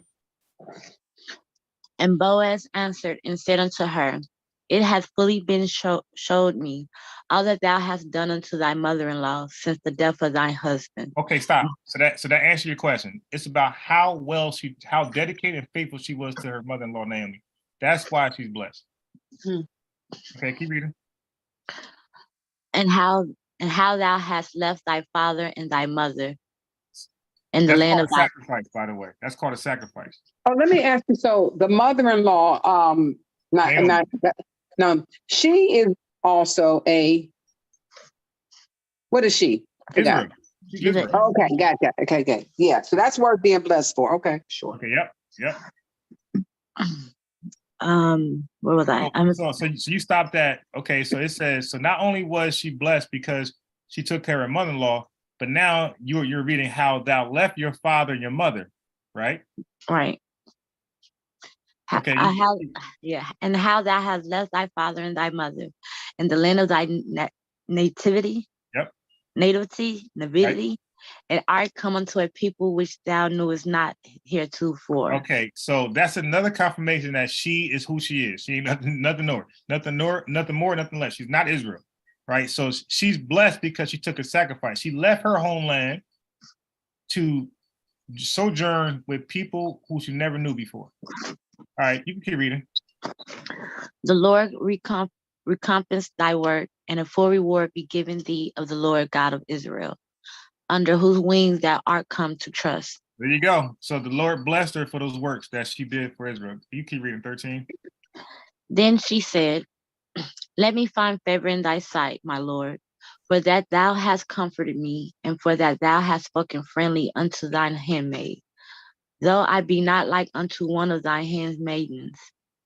And Boaz said unto her, At mealtime come thou hither and eat of the bread, and dip thy morsel in the vinegar. And she sat beside the reapers, and he reached her parched corn, and she did eat, and was sufficed and left. And when she was risen up to glean, Boaz commanded his young men, saying, Let her glean even among the sheaves, and reproach her not.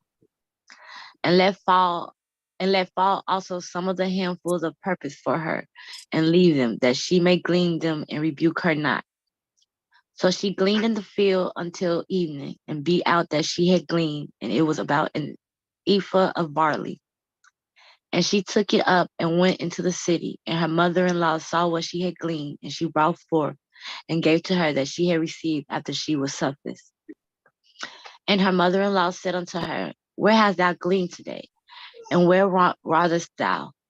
Blessed be he that did that knowledge of thee. And she showed her mother-in-law with whom she had wrought, and said, The man's name with whom I wrought today is Boaz. Uh-huh. And Naomi said unto her daughter-in-law, Blessed be he of the Lord, who hath not left off his kindness to the living and to the dead. And Naomi said unto her, The man is near of kin unto us, one of our next kinsmen. And Ruth the Moabitess said, He said unto me also, Thou shalt keep fast by my young men until they have ended all my harvest. And Naomi said unto Ruth, her daughter-in-law, It is good, my daughter, that thou go out with his maidens, that they meet thee not in any other field.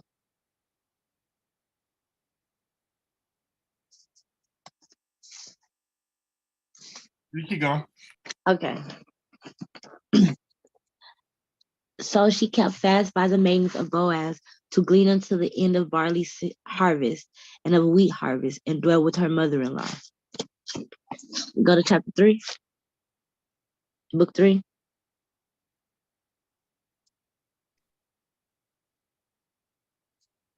Hello? But I think I disconnected. Yeah, I think he did. Yeah, I don't know. Yeah, I think he did. The network sucks today. Hmm.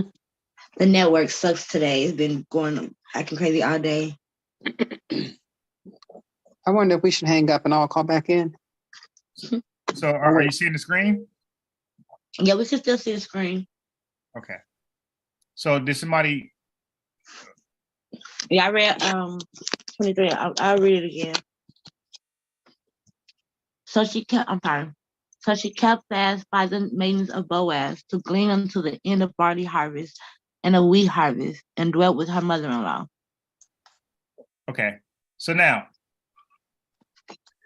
we're gonna get into the Boaz thing, right? So I'm gonna just skim through it to you, right? Because we're gonna get, so you got some context what happened, right? So that's good. We know that she was with Naomi, and she took Naomi 2 sons, right? And they died. Okay. And then they was so dedicated and loyal to Naomi that they was going wherever she wanted to go. So she said, listen, go back to your homeland, go back to your gods, and my God gonna bless you for, for what you did for me. Then Ruth was like, nah, listen. And then her I don't know if the other woman, her sister or not, but they both were Moabites. So she took off. But Ruth was like, nah, you listen, I really love you, and I don't want to leave, like, because I know about your God, basically. I know that he takes care of you. And if I'm pretty much loyal to you, I'll get blessed. And that's what happened. So she was just trying to find an Israelite man who would take her. Okay. And Naomi was like, well, I can't help you. I don't have any more kids, and I can't have another kid because you're not gonna wait for this kid. You ain't wait 20 years. He might even want you. So she ended up finding favor in Boaz's eyes. Okay. So all you're gonna read it is about her, working in the field still. Okay. So I want you to go to, let me see if it's important. Yes, yeah, so I think the rest, I think 3, you might can read that on your own time. I want to get to the meat of it. All right. When her and Boaz tied the knot. So just give me a second. Okay. All right. So if you go to Ruth chapter 4, and you can start at verse 5.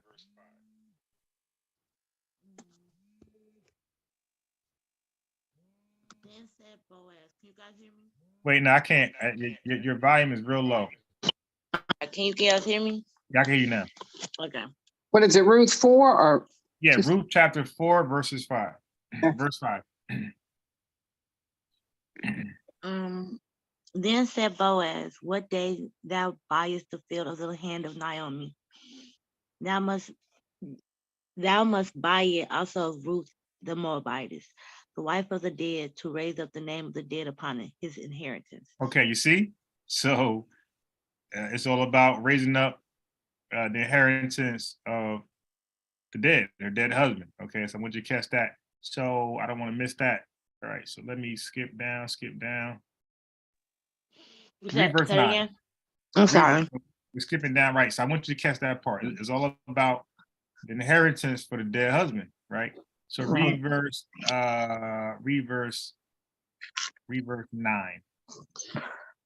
And Boaz said, Yeah, you went out too. I'm sorry. Someone's trying to, I'm getting a phone call. It's not important though. And Boaz said unto the elders and unto all the people, yea, our witnesses this day that I have bought all that was Elimelech's and all that was Chilion's and Mahlon's of the hand of Naomi. Okay, read verse 10. Moreover, Ruth the Moabitess, the wife of Mahlon, have I purchased to be my wife, to raise up the name of the dead upon his inheritance, that the name of the dead be not cut off from among his brethren, and from the gate of his place. Ye are witnesses this day. So now, of course, he's referring to Deuteronomy 25 and 5.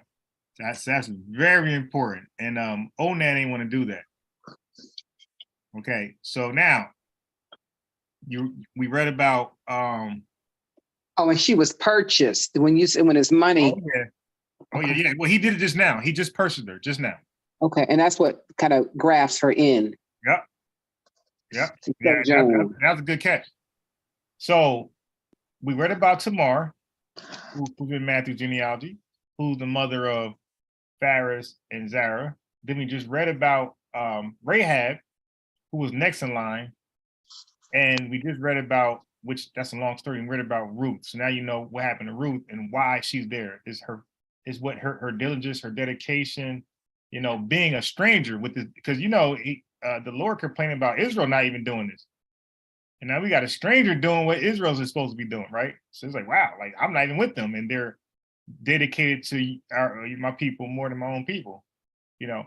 So Tamar, Ruth, and Rahab and Tamar were harlots.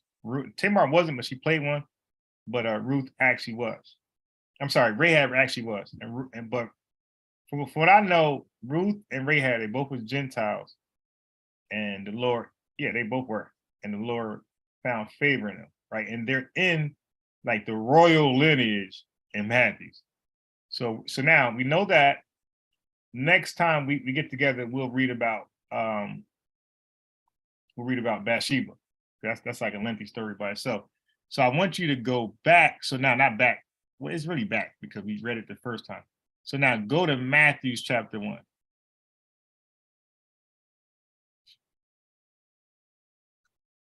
Matter of fact, you guys should go in the blue letter. I'm there. It's going to make more sense in the blue letter as opposed to the English. And like I said before, when you read in this New Testament and you're not familiar with Greek syntax and its language, you're going to struggle. And if anybody don't really read Greek like that, and they claim that they got the best understanding on the New Testament, I don't believe them. And I got questions for them. Okay, so let's start at Matthew 1:1. Matthew 1:1. The book of the generation of Jesus Christ, the son of David, the son of Abraham. Stop right there.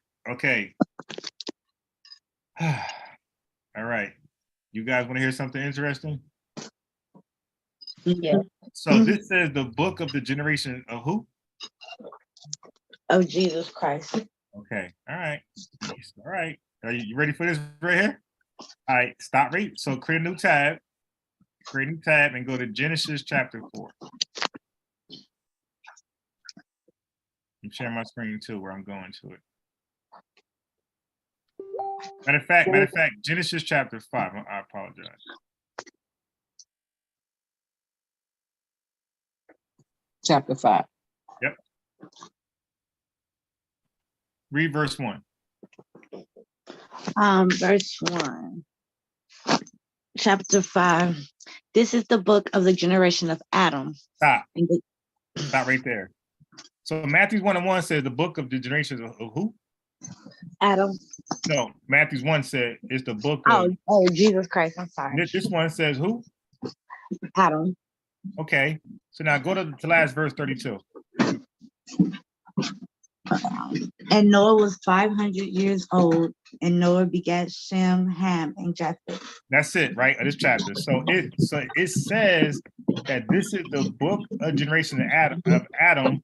That means Adam is the root of the generation, correct? Yes. All right. It goes from Adam all the way down to Japheth. He's the start of it. Japheth's the end of it. Matthew 1:1. Who's the root of that generation? Christ. You don't find that interesting? How is he the root of his own generation? That people say leads to him. How is he the root of it?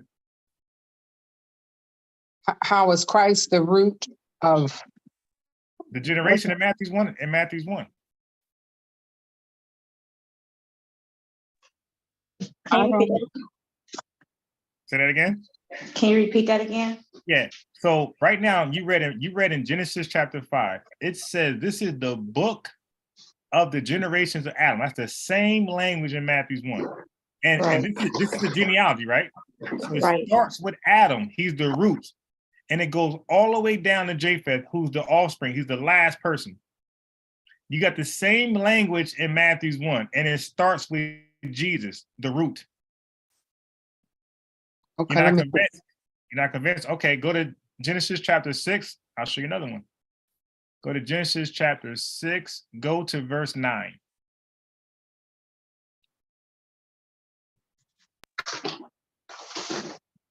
You said verse 9?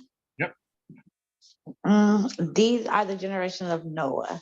Okay. Noah was a just No. man. Go to Okay. verse 10. Go to verse 10. And Noah begat 3 sons, Shem, Ham, and Japheth. Okay, so who's the root of the generation? Noah. Who's the offspring? Wait, The last person. Japheth? Right. So every time we're going to read the generations, it's going to always start with the root, the person who pops it off. So I'm going to do one more for you. We're going to go to Genesis chapter. All right, let me get it for you real fast. So Genesis chapter. Let me get there real fast. Oh, yeah. Okay, I got it. I think this is it right here. No. All right, hold on. I just want to point something out that I think people they miss it because like I said, human beings, we have our own agenda. When we read the word, we miss things because we're looking for something. Instead of just letting the Bible just talk to you, right? We will go ahead and just look for we look for what we want to look for. And when we do that, we're going to skip past. And matter of fact, go to Genesis chapter 2, verse 4. Let's do that first. These are the generations of the heavens and of the earth when Stop. they were That's the root of God's creation. Now keep reading. created in the day that the Lord God made the earth and the heavens. Right. So we know that when that happened in Genesis 1, that was first and man was last. So we even have a root of that creation and also the last of that creation. Okay, so now I'm gonna take you guys to I want to go to so I can do Esau, but I want to do Ishmael. Okay, I want to do Ishmael. So let me get to Ishmael real quick. Are you serious? Move out my way. Move. So Abraham was the beginning of Ishmael. Right. Right. So I want to show you Ishmael's generation. That's where I'm going. Matter of fact, this is even better. Go to Genesis chapter 11 and read verse 10.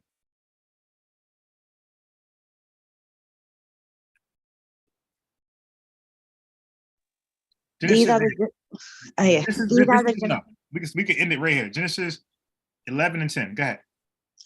These are the generations of Shem. Shem was Stop. So it's the generations of Shem. And who they start with? Say it again. Okay, this is the generations of Shem. And what's the first name we read that was 100 years old? Who? Noah. No, right there in verse 10. Read it one more time. Oh, Shem. Right. So as you keep seeing, when you read the generation of somebody, it starts with them. Okay, you can start from the top again and go ahead. These are the generations of Shem. Shem was 100 years old and begat Arphaxad. Okay. 2 years after the flood. Okay, read 11. And Shem lived after he begat Arphaxad 500 years and begot sons and daughters. Okay, now if you just skim through it, you're going to see it's going to go from Arphaxad all the way down to it's going to end at 26. So read 26. Matter of fact, it doesn't end there. Yeah, it does. So read 26. And Terah lived 70 years and begat Abram, Nahor, and Haran. Okay, so Shem's generation is over. Now read 27 and we stop there. Now these are the generations of Terah. Stop. That's all we need. So we see that Shem, Shem's generation, and it started off with him. And then we read, now we're looking at Terah, and it starts with him. Give me 1 second. 1 second, please.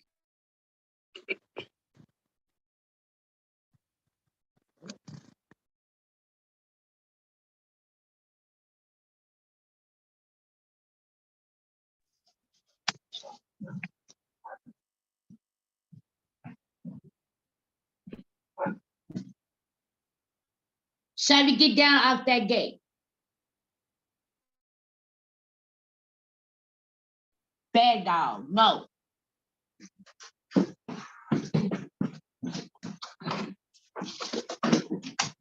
Okay. All right. All right. So I'm just establishing a pattern that you're reading for yourself. I'm not telling you it, you're reading it. You're reading where it says generations and it start from the person they name. So when it says this is the generation of so-and-so, he's going to be the root of his generation. It's going to start from him and then go all the way down because we keep reading it. So now go back to Matthew chapter 1, verse 1. Verse 1. The book of the generation of Jesus Christ, the son of David, the son of Abraham. Okay, so it's telling you that this is the book of the generation of Jesus Christ, like it was for Adam, Noah, Shem, and anybody else we read. All right. So I think this get past most people that if it's your generation, you're at the top of it. So Christ should be the root at this case. Let's see. Go to Revelations chapter 22. So let me know when everybody's at Revelation chapter 22. Because he is at the top. It just ain't say it because they want us to find it. So Revelation 22, let me know when everybody's there. So if you're not there, just say wait, because we're going to read it. I'm just following along on the screen with you. Okay. All right. Let me start reading. Oh, wait. Okay, you can start reading now. There you go. 16. Yep. I, Jesus, have sent mine angel to testify unto you these things in the churches. I am the root and the offspring of David, and the bright and morning star. He's the root. The root and the offspring. Okay. Of David. Right. So it's impossible to be somebody's son if the son, if your so-called ancestor is actually your son. So how is Jesus the physical biological seed of David if it's actually his lineage? You gotta say that slowly again. Okay. So how can Jesus be the actual physical biological seed of David if the actual lineage is Jesus himself? He's the root of it. That means everybody is his son. Okay. Now I got to work on that part. oh yeah, but I'm gonna help you out though. I'm helping you out. Matthew 22. Let's get there. I'll help you. And I'm telling you, other people read this before. They just don't want to read it. Just like no different than the Catholic Church or the things like that, where people cherry pick verses because they don't favor their agenda. Because everybody got an agenda. Okay, so let me know when y'all at 22 and you can get to, I want you to get to 41. And this one, you got to read slow. Okay.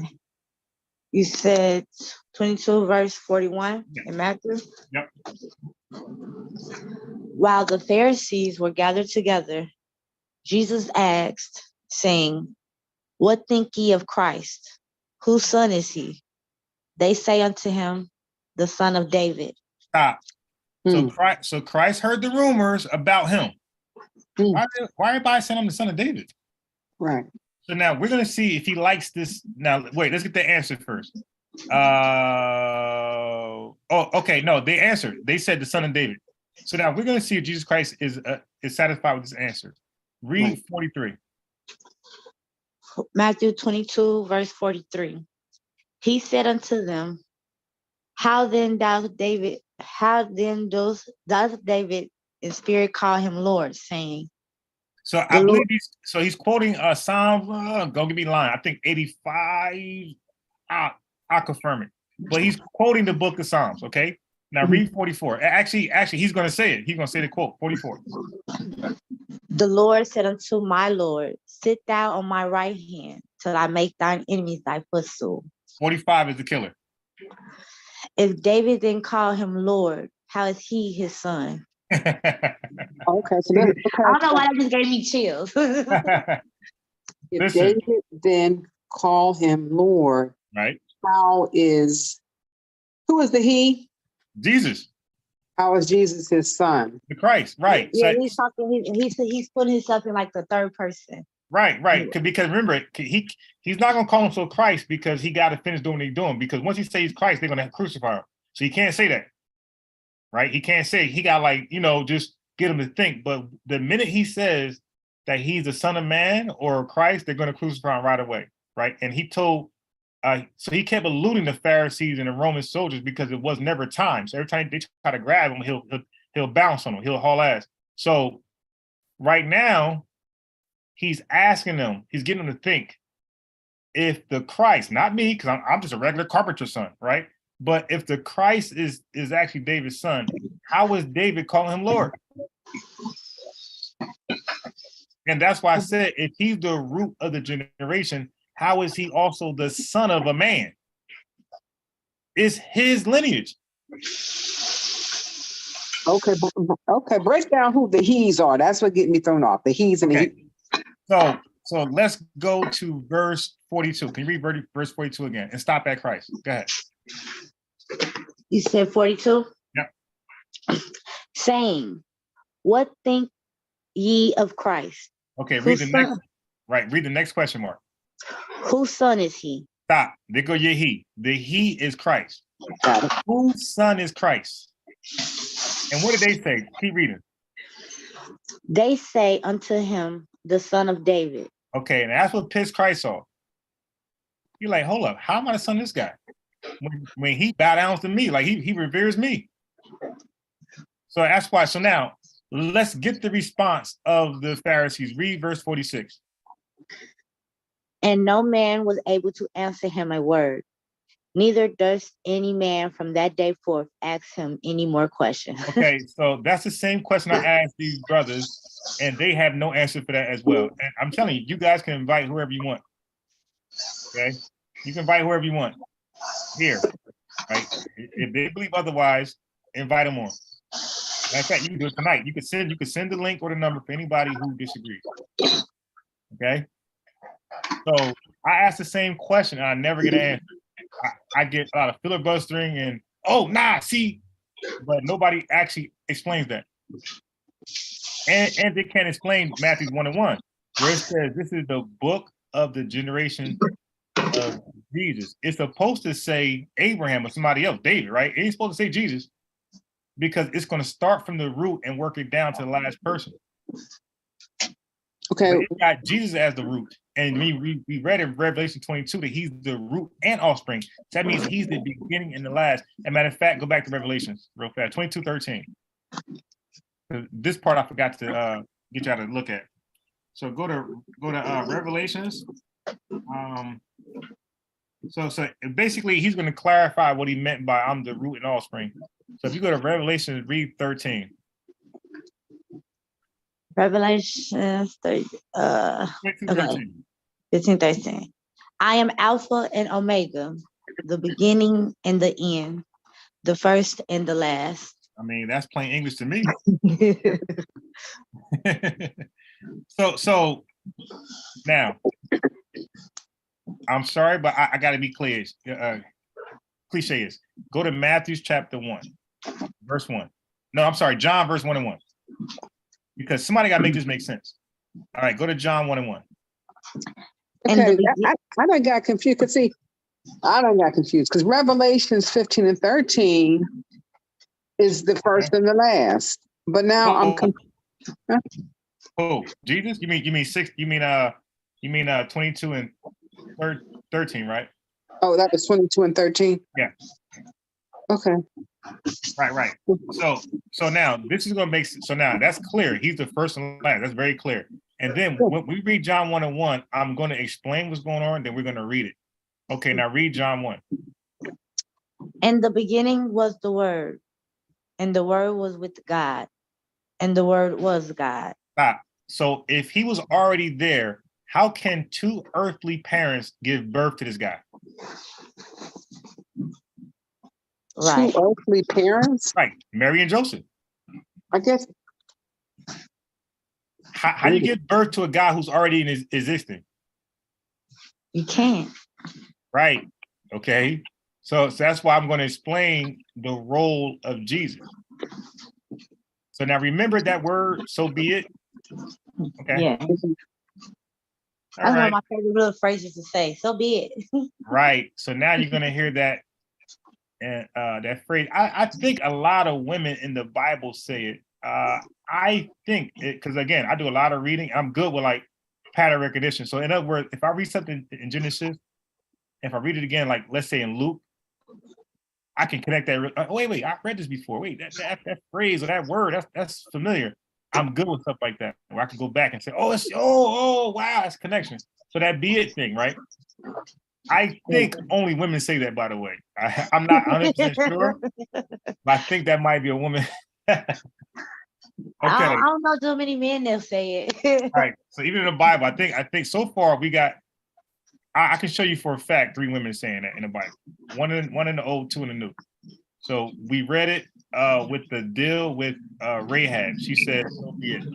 All right. So I want you to do this. We didn't read Luke at all. So let's go to Luke chapter 1. So we're gonna touch on some Elizabeth. I'm just totally lost about everything. Go ahead, ask the questions.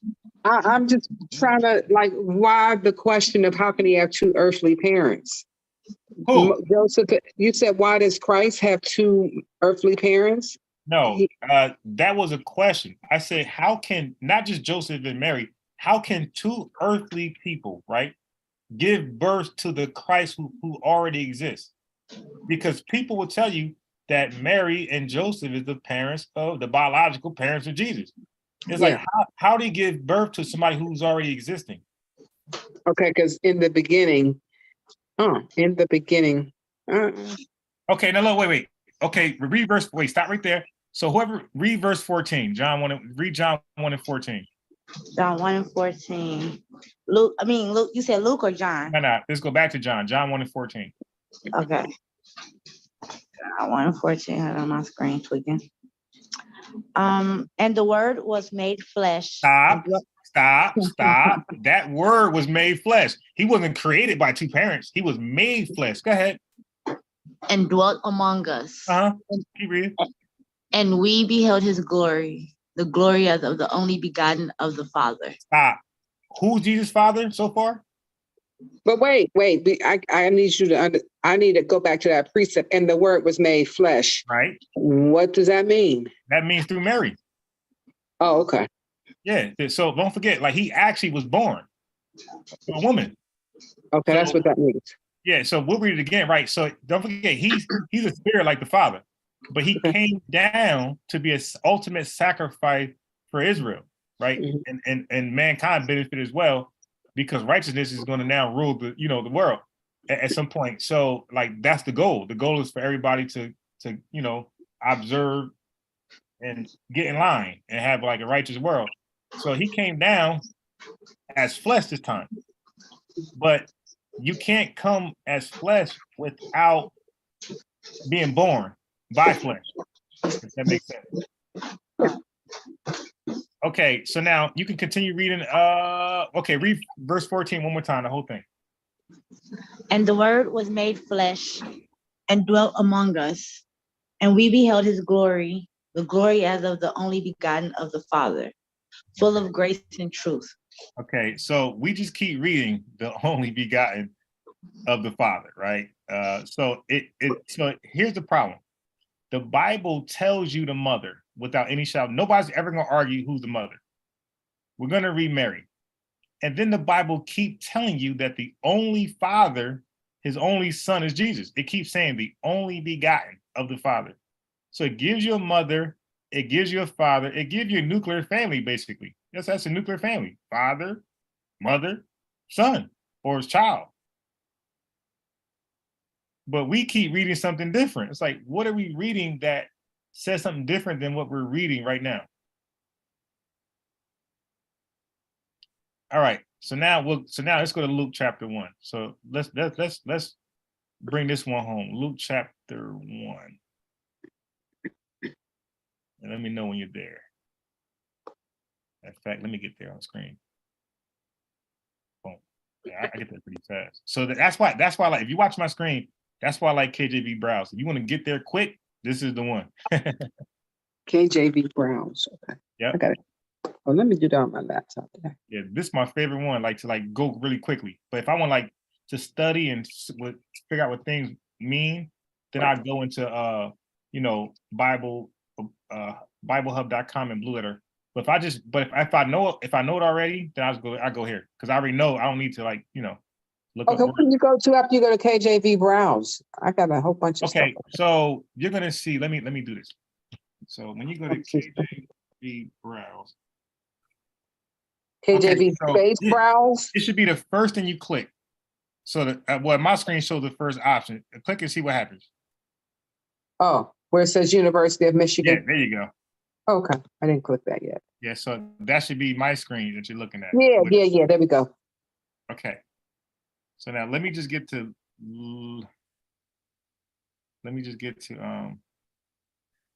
listen, I have a lot of interesting things to show you because when you deal with generations, it usually go father and then down to like the son, right? Mhm. Well, I can show you where it starts with the mother and goes down to the son. Okay. Yeah, so that's another time. So let me just go right to Luke. Just give me a second to make my notes. Okay. No, that's the one Mary. That's Mary. I want Elizabeth. All right. Okay. I'll just freestyle. Okay. So Luke chapter 1, read verse 5. Let's get right to it. Luke chapter 1, verse 5. There was in the days of Herod, the king of Judea, a certain priest named Zacharias of the course of Abiah. Well, hold on, start right there. So that when you look in the Old Testament, if you just go to Abiah and then go to your Blue Letter or Bible Hub, and you'll see that Abiah is an order of priesthood dating back to Moses. So this just confirming that Zacharias is a priest, right? He's under the order of the priest Abiah. Okay, keep reading. Tribe of Aaron. Yep. Wait. Yeah, sort of. So go ahead. You'll see. Don't forget, Moses was also a priest, right? And he was a brother of Aaron, so they were different type of priests. So keep reading from after that. And his wife was of the daughters of Aaron. So she was of Aaron. Keep going. And her name was Elizabeth. There you go. So now we're dealing with Elizabeth. Okay, so now let's go to verse 6. And yeah, so you don't have to cut your camera on. You could, cut it off like everybody else. Only if you want to, but we don't require that or recommend that. We just say everybody, if I cut off for you. I got you. Let me do it for you. Okay, it's all good. All right. So, because you know what happens is, like, even just now, I got distracted. So if the camera's off, it kind of like kills the distraction. Okay, so go ahead and read verse 6. Verse 6. And they were both righteous before God, walking in all the commandments and ordinance of the Lord blameless. Good. Read verse 7.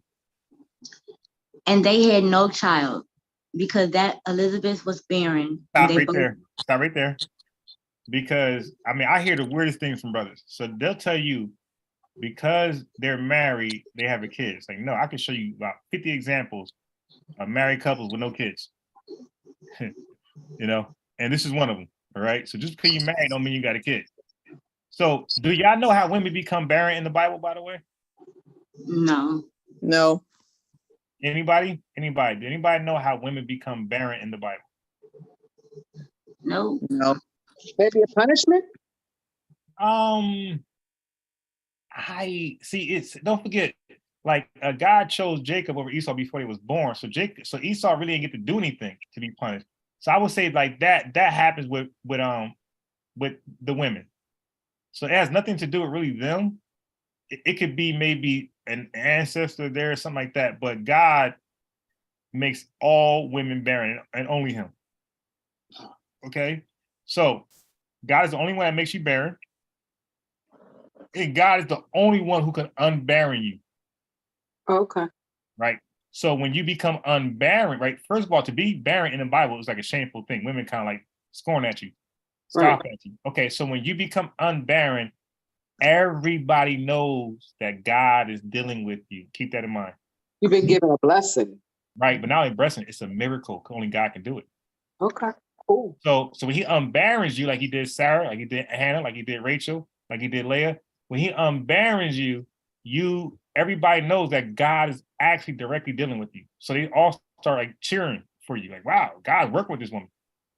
So you see the same thing with Elizabeth. When she becomes unbarren and have a kid, you're gonna see everybody's joyful, like, wow, God is dealing with you. You're special. So basically, when he barrens you, you're looked down upon. But it goes to the other side when he unbarrens you, because now everybody knows God's dealing with you and nobody else. So you get the opposite reaction, like, oh my God, she's blessed. You know, that's what happens when you have a kid. And the same thing with Manoah and his wife in Judges chapter 13. His wife was barren. With who? Manoah's wife, so it never mentioned her name, but Judges chapter 13, their son is Samson, by the way. So Samson was born from a barren mother. That God came down and unbarren. Manoah, I never heard of her. Okay. No, Manoah is the husband. Oh, okay. The wife, the Bible never says her name. It just say wife. It just says Manoah's wife. So that's Genesis chapter 13. Hey, I don't want to bring another topic in, but we can cover this later. Yeah. When you talk about how the Most High, blesses you when you are no longer barren. Right. Now, as we are coming to an end time, there are people, not even people, quote unquote, beings that aren't even born from a man and woman today, right? Yeah. You talk like the little, yeah. What? So, like, I never thought about that until like this week. Like, with all the evil that's going on, right. Can these entities mate with so-called humans? Well, maybe no. That's why people are maybe if these unsold people or things that are out here, if they try to mate with a human, maybe that's why they stay barren. I don't know. That's different. It's interesting. That's definitely interesting. Yeah, because I'm like, there's with all the weirdness that they do with test tubes and who knows what else is out here that aren't really people or human beings. Right. When Christ comes and destroys, of course they'll be destroyed too, but like they're running around here without a soul. Like that's kind of, I don't know. My imagination's going a little crazy now. You are funny. Okay. Okay. We get back on point. I went to the moon and back. I'm sorry. You're right about a soul. Okay, read verse 7. Verse 7. And they had no child because that Elizabeth was barren, and they both were now well stricken in years. Okay, stop. So that's gonna make this a double miracle because old is good enough to not have kids. Because you heard that with Naomi. She said, I'm too old. I ain't got no more kids. But she said, if somehow if I have kids by the blessing of the Most High, then they'll still be too young for you, Ruth, right? So, but even she recognized her age is going to affect her ability to have kids. Fertility. So imagine being older and barren. Mm-hmm. That's a double negative, double whammy. Okay. So read verse 8. And it came to pass that while he executed the priest's office before God in the order of his course. Okay. Okay, now we're going to skip 9. We're gonna skip 10. We'll go right to 11 because that's enough. We got that he's a priest and he's in his office. Cool. So let's read 11. Let's see what happens while he's there. And there appeared unto him an angel of the Lord, standing on the right side of the altar of incense. Okay, keep reading. And when Zacharias saw him, he was troubled, and fear fell upon him. But the angel said unto him, Fear not, Zacharias, for thy prayer is heard, and thy wife Elizabeth shall bear thee a son. Stop. Thou shalt call Stop his right there. Stop right there. Stop right there. Stop right there. Stop right there. Stop right there. It says, for thy prayers, it says, for thy prayers heard. And what happened? Wait. Verse 13, it says, for thy prayer is heard. And what happened? For thy prayer is heard, and thy wife Elizabeth shall bear thee a son. Okay, who's the thee here? Who's the thee? Who's the angel talking to? Zacharias. Right. So there's no question he's the father. You see what I'm saying? It says the angel's telling him. Okay. Now, in Mary, the angel came to Joseph. It didn't say you. It says going to bear her a son. So it's in the language. It's telling Zacharias, your wife is going to bear you a son. When the angel came to Joseph in Matthew's 19, verse 20, it said that your wife is going to bear her a son. So that's a big difference in language, right? So it's telling him it's going to bear you a son, and what happens next? What's the name?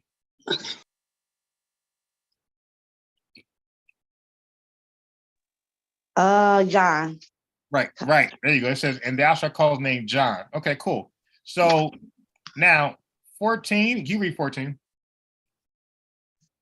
And thou shalt have joy and gladness, and many shall rejoice at his birth. Okay, keep reading. For he shall be great in the sight of the Lord, and shall drink neither wine nor strong drink, and he shall be filled with the Holy Ghost, even from his mother's womb. Great. Okay. So for the sake of time, we're gonna again, you can read this on your own. Go to verse 18. You say you want to go to the bathroom? Use this one here. 18. And Zacharias said unto the angel, Whereby shall I know this? For I am an old man, and my wife well stricken in years. So he also was concerned not only that she's barren, but their age. Okay. So you can read 19. You can read, that's important. Read 19. And the angel answering said unto him, I am Gabriel, that stand in the presence of God, and am sent to speak unto thee, and to show thee these glad tidings. Okay. So that's a nice way to say, because I told you so. When he said, how shall this be? I'm old. That's a nice way to say, because I said so. Okay. So read verse 20. And behold, thou shalt be dumb and not able to speak until the day that these things shall be performed, because thou believest not my words, which shall be fulfilled in their season. That's important. So anytime you read a time frame, you have to document that. So it said you will not be able to speak until the day that these things shall be performed. Okay. Now listen to this word. He said, thou shalt be dumb, right? Right? Right. Isn't it shall future? Yeah. All right. So future verbs in English and everywhere else, future verbs are also present verbs. They're one and the same. So it doesn't mean 30 years from now. It can actually mean right after I leave you.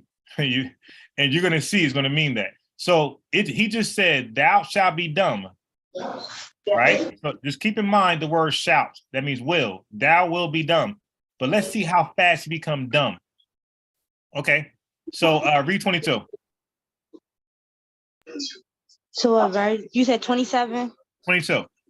22. And when he came out, he could not speak unto them. Hey, hold on. No. You can't read past that colon. He was told, thou shalt be dumb because you didn't believe. And it said he came out and could not speak. So that was right away. So people tell you the word shall or thou will, that's a future. No. That was right away. He couldn't speak. You keep reading. And when he came out, he could not speak unto them, and they perceived that he had seen a vision in the temple. For he beckoned unto them and remained speechless. Okay. Right. So we got that. We got the word shall, which is a future tense verb, but it can be also a present. And we see just now it was present tense because he said, you're going to be dumb because he didn't believe me. And when he left, he couldn't talk. When he left the angel, he couldn't talk. So that was right away. Right.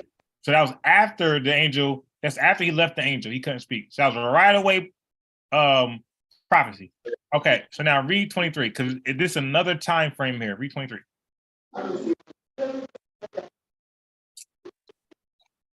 What'd you say? Verse 23. 2-3. And it came to pass that I'm sorry.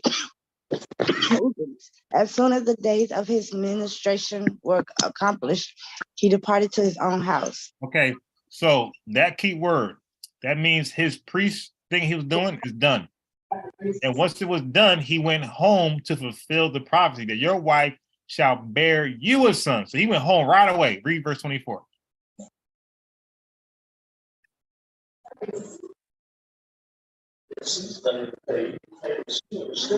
You said keep reading? 24. Hello? Yeah, verse 24. And after those days, his wife Elizabeth conceived and hid herself 5 months, saying, thus has the Lord dealt with me in the days wherein he looked on me to take away my reproach among men. Okay, so there you go. So Elizabeth knew that she was scorned amongst men, right? Because she was barren. So men look like, you worthless woman, you can't even have kids. So now she's pregnant. She's saying God took away that reproach among men. So now no longer men can look at me like I'm worthless. Okay. So now read verse 26. And in the 6th month, the angel Gabriel was sent from God unto a city of Galilee named Nazareth.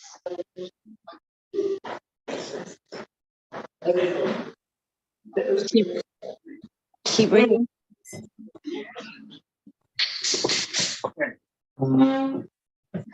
Someone's okay, because I don't know if his chair's moving or y'all breaking up.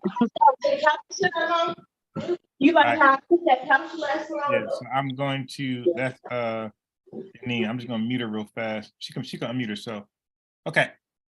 So who was just reading just now? Was that Lisa? Yes. Okay. So now check this out.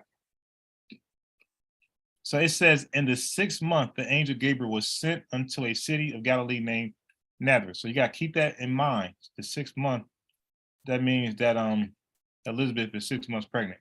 Okay. All right. So I want you to read verse. Am I done with Elizabeth? Yeah, I don't want to deal with Mary just yet. Shit. We might have to. Okay, read 27. To a virgin espoused to a man whose name was Joseph of the house of David, and the virgin's name was Mary. Okay, 28. And the angel came in unto her and said, Hail, thou that art highly favored, the Lord is with thee. Blessed art thou among women. Okay, so we read about Rahab, we read about Ruth, Elizabeth, now Mary, and the other day we read about Tamar, right? Okay. Read 29. And when she saw him, she was troubled at his saying, and cast in her mind what manner of salutation this should be. What does that word mean? Which one? Salutation. That's a greeting, like what's up, shalom, or Okay. hey, que pasa, that type of stuff. Okay. So when he said, hey, the Lord has found favor with you, she's like, wait, what that's supposed to mean? Hell, because he said, hell, thou that are highly favored. The Lord's with she like, what kind of you supposed to say shalom with something? Like, what is that?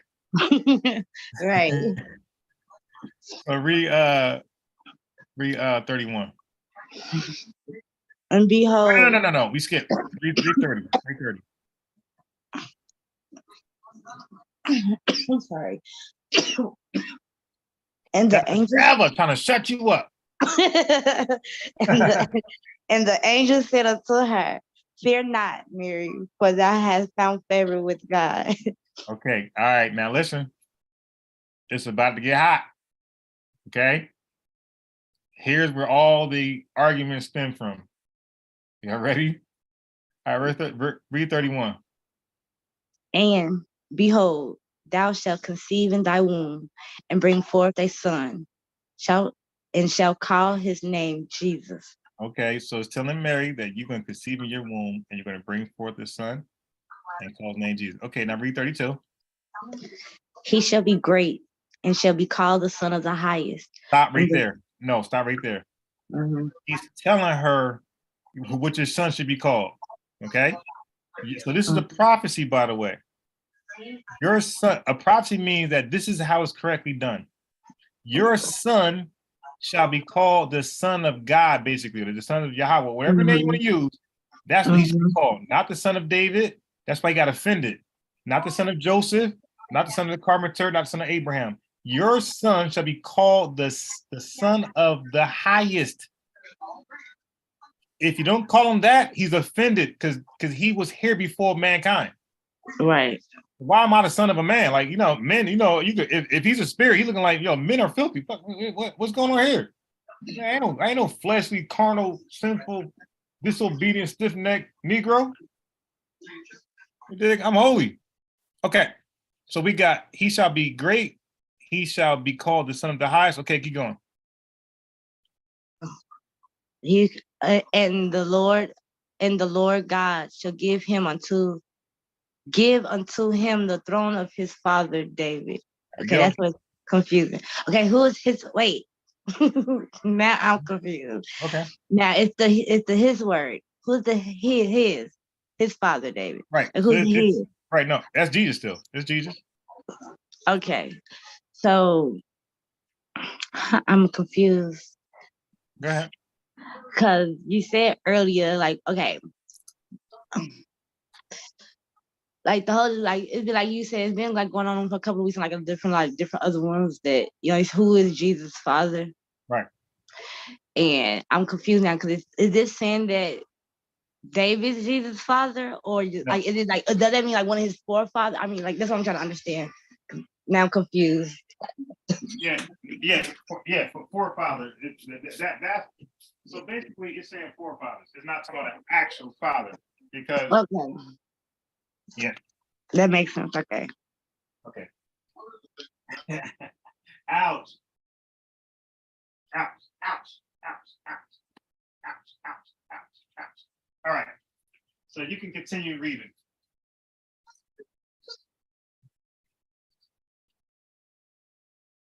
Yeah, you can continue. So you can go to 33.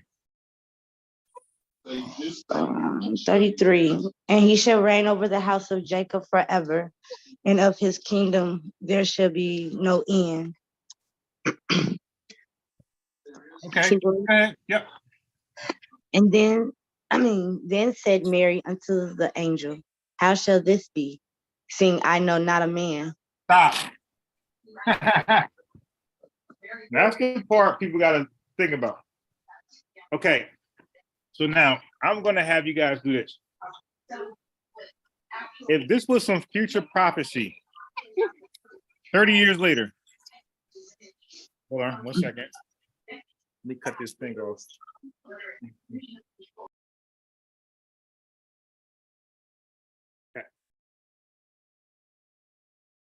Okay. So that's the proof that this is not some future prophecy. Why did Mary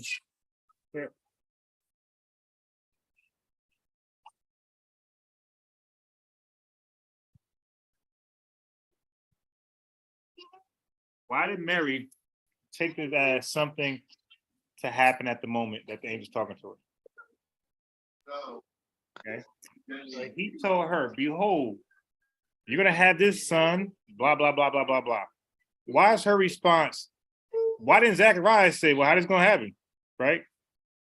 Zacharias understood it to be something that's going to take place right away. That's why he went, that's why the Bible says he went home right away. Okay. All right. So now the angel's talking to Mary. She responded with, how? I never had sex before. Okay. So my question to people is how does she understand this? She understood it to be right now or sometime soon, sometime without Joseph. Because you wouldn't respond like that. You're saying, how am I going to have sex by myself? Well, and I'm sorry, how am I going to have a kid by myself, basically? Okay. So now let's get into the explanation because now it's going to tell her. So it's not going to say, well, you're going to go home and Joseph is there and he's ready for you. Read 35. And the angel answered and said unto her, the Holy Ghost shall come upon thee, and the power of the highest shall overshadow thee. Therefore also that holy thing which shall be born of thee shall be called the Son of God. So now I just want to let you know, all in the Old Testament, the Most High was called the Holy One. All right. So if you want to play with words, only the Most High was called, holy. It's called the Holy One.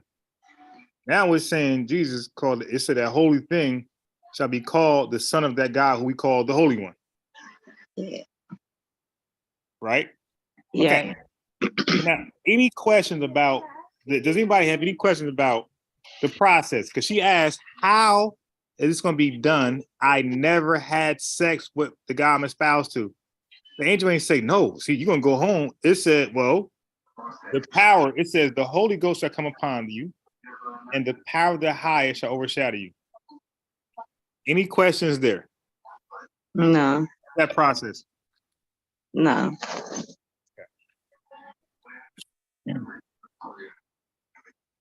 Well, I'm going to answer them anyway. I'm going to answer the questions that I've been hearing. Because you're going to hear the angel went into her. Like, dude, did you read that? Did you read that? The angel is just the messenger. That's all. It never said he's going to do it. All He right. told you what's going to happen. He said the power. And you know, power means the miraculous works of God, by the way. Mm-hmm. But it says the power of God, that's the miraculous works of God. That's the things that men can't fathom. So I want you to pause right there. Go to Ecclesiastes chapter 11. Now, this is going to make the most sense of all you got. Go to Ecclesiastes chapter 11.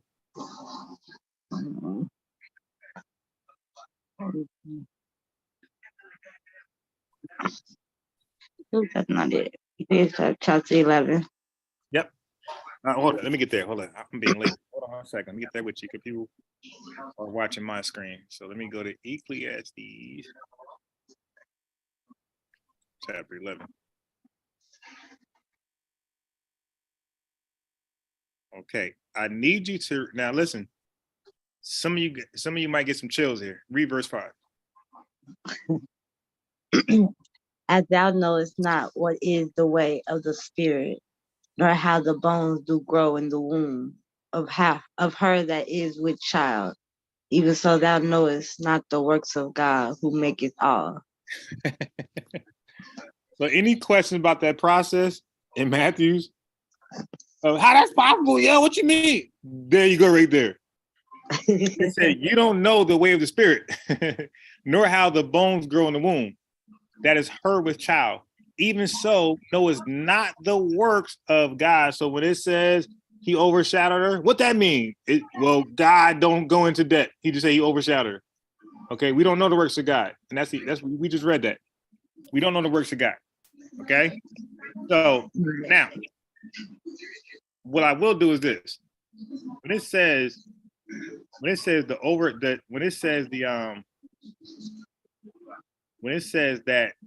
let me go back to Matthew. I meant Luke real fast. We can read it together.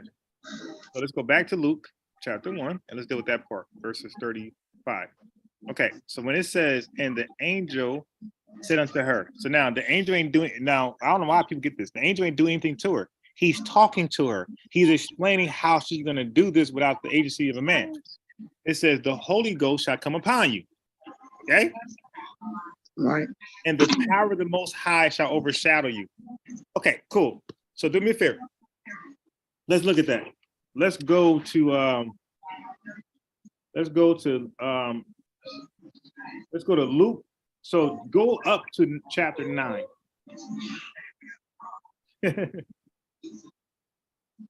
Luke chapter 9. Let me get there myself. I'm being lazy.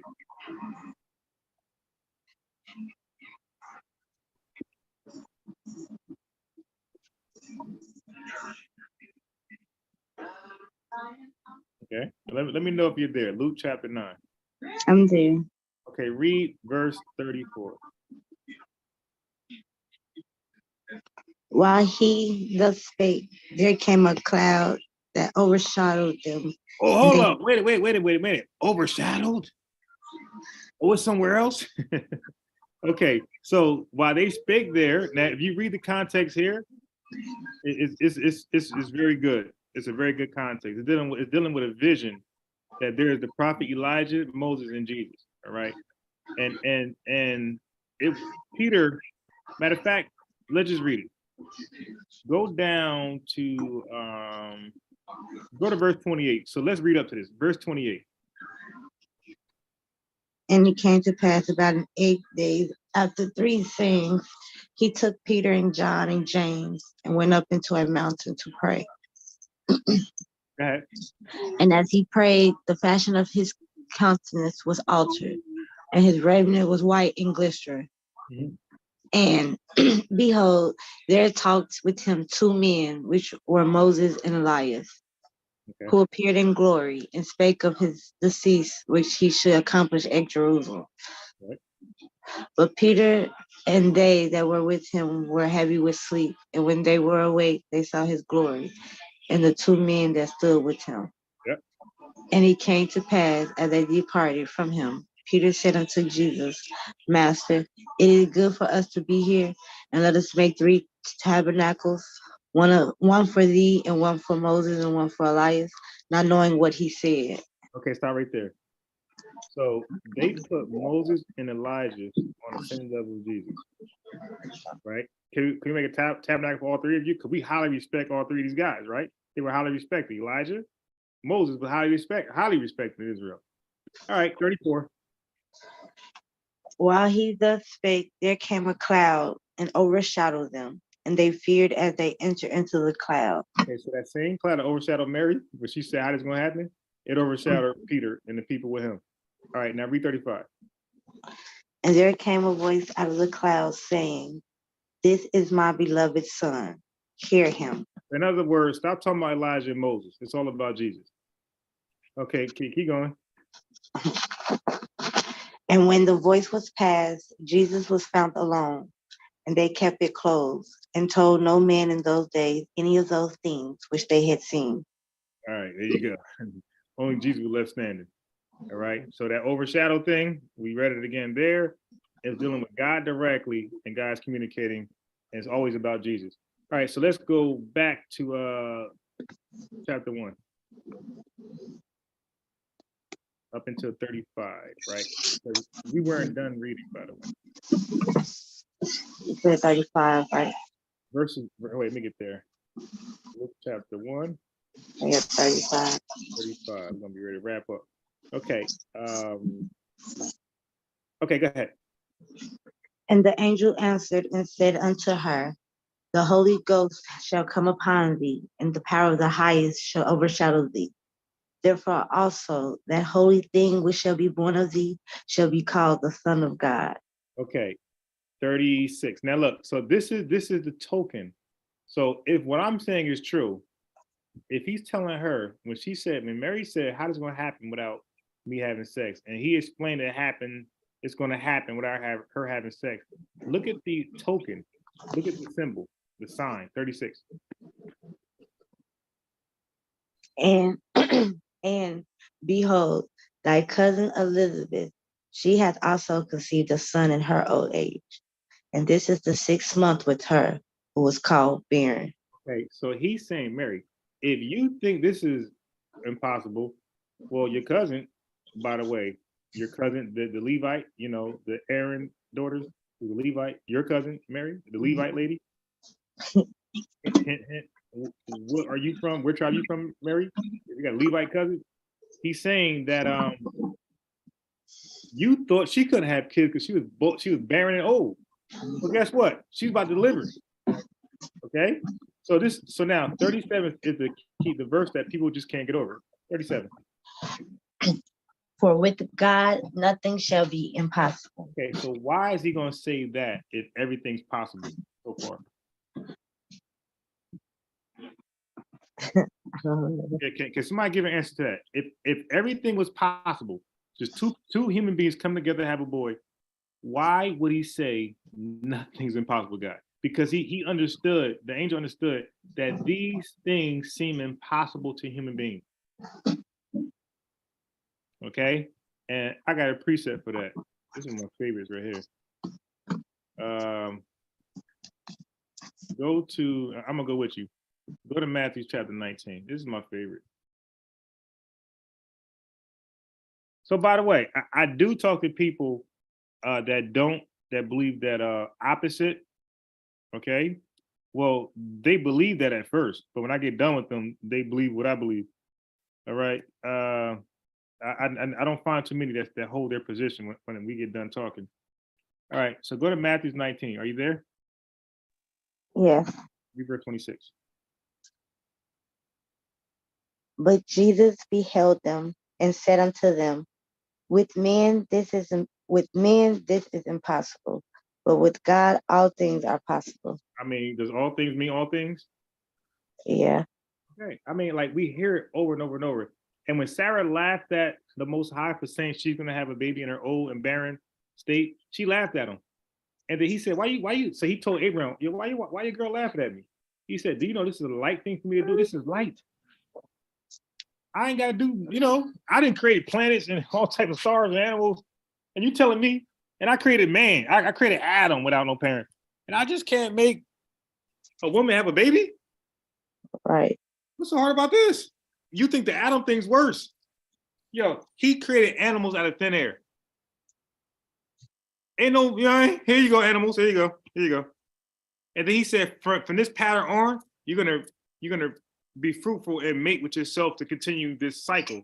But y'all, the beginning ones, let there be animals. Poof, they're animals.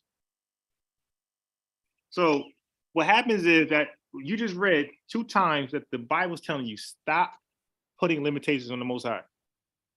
But human beings, they keep doing it. They keep saying God can't do, God can't do. Where do you read that? Where do you read God can't do? We keep reading God could do all. So people put their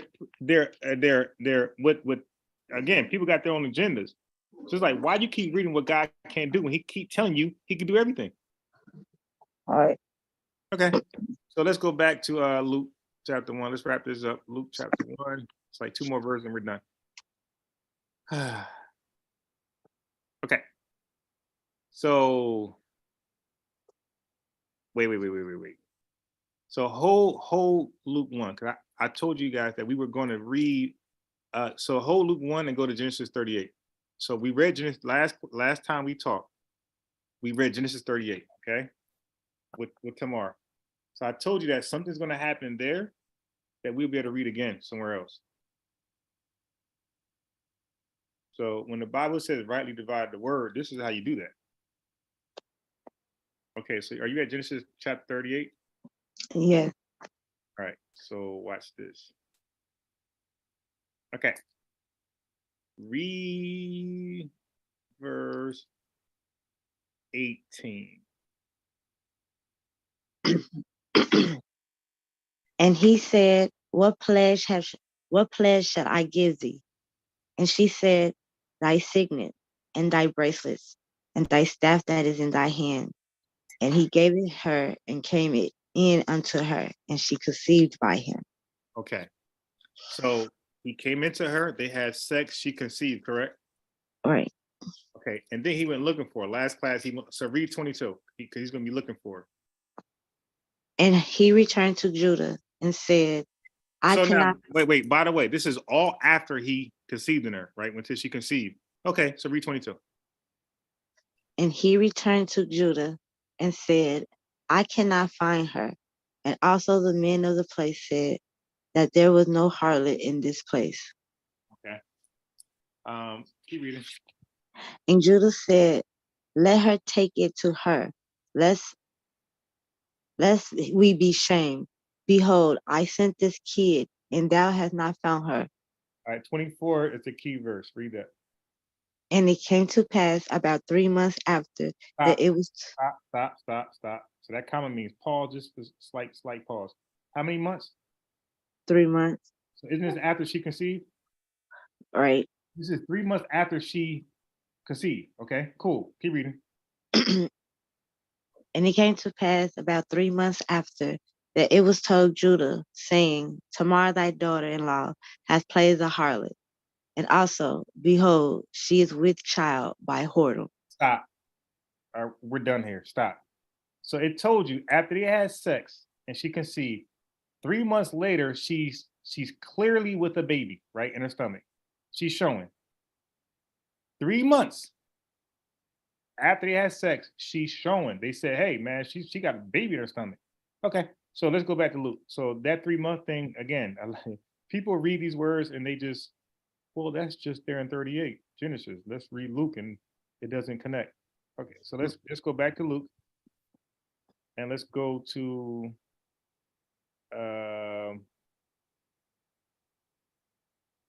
let's go to where we leave off at? Okay, so we left off At at 37. for God nothing shall be impossible. So it's important to read wait. Read 36 37 one more time. It has to go together.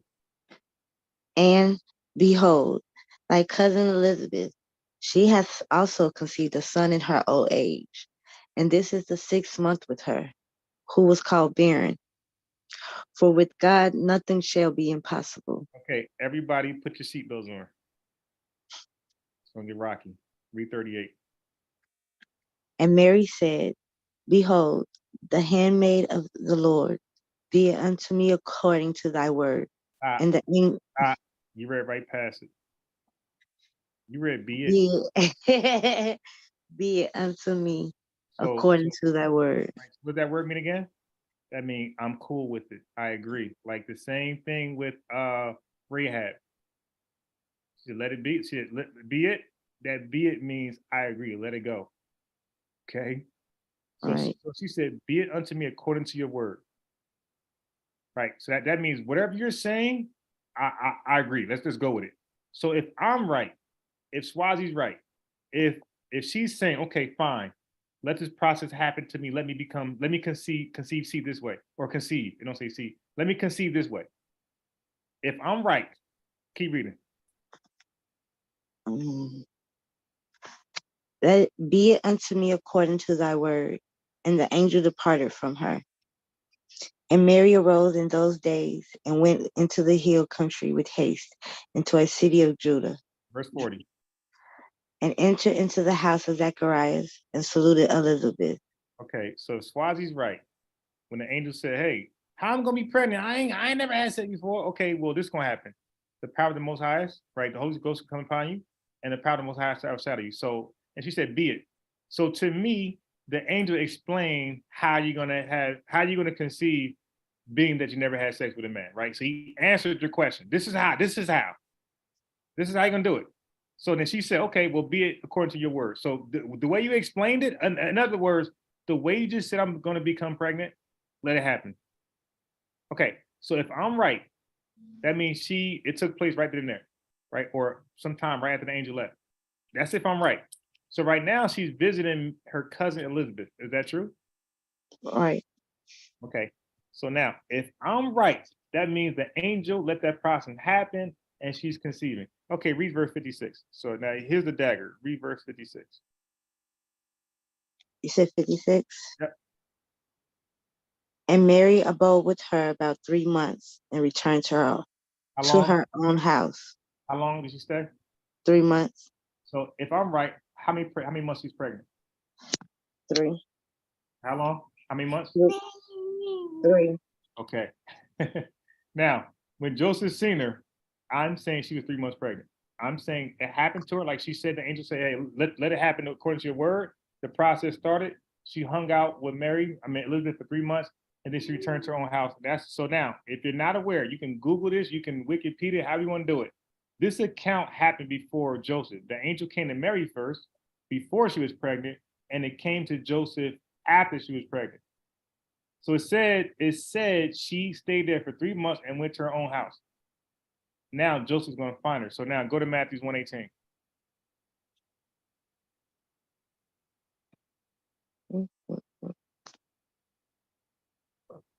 Now the birth of Jesus Christ was on this wise, when as his mother Mary was espoused to Joseph, before they came together, she was found with child of the Holy Ghost. So it wanted to say before they came together. It wanted to establish before they came together, lived together to have a baby.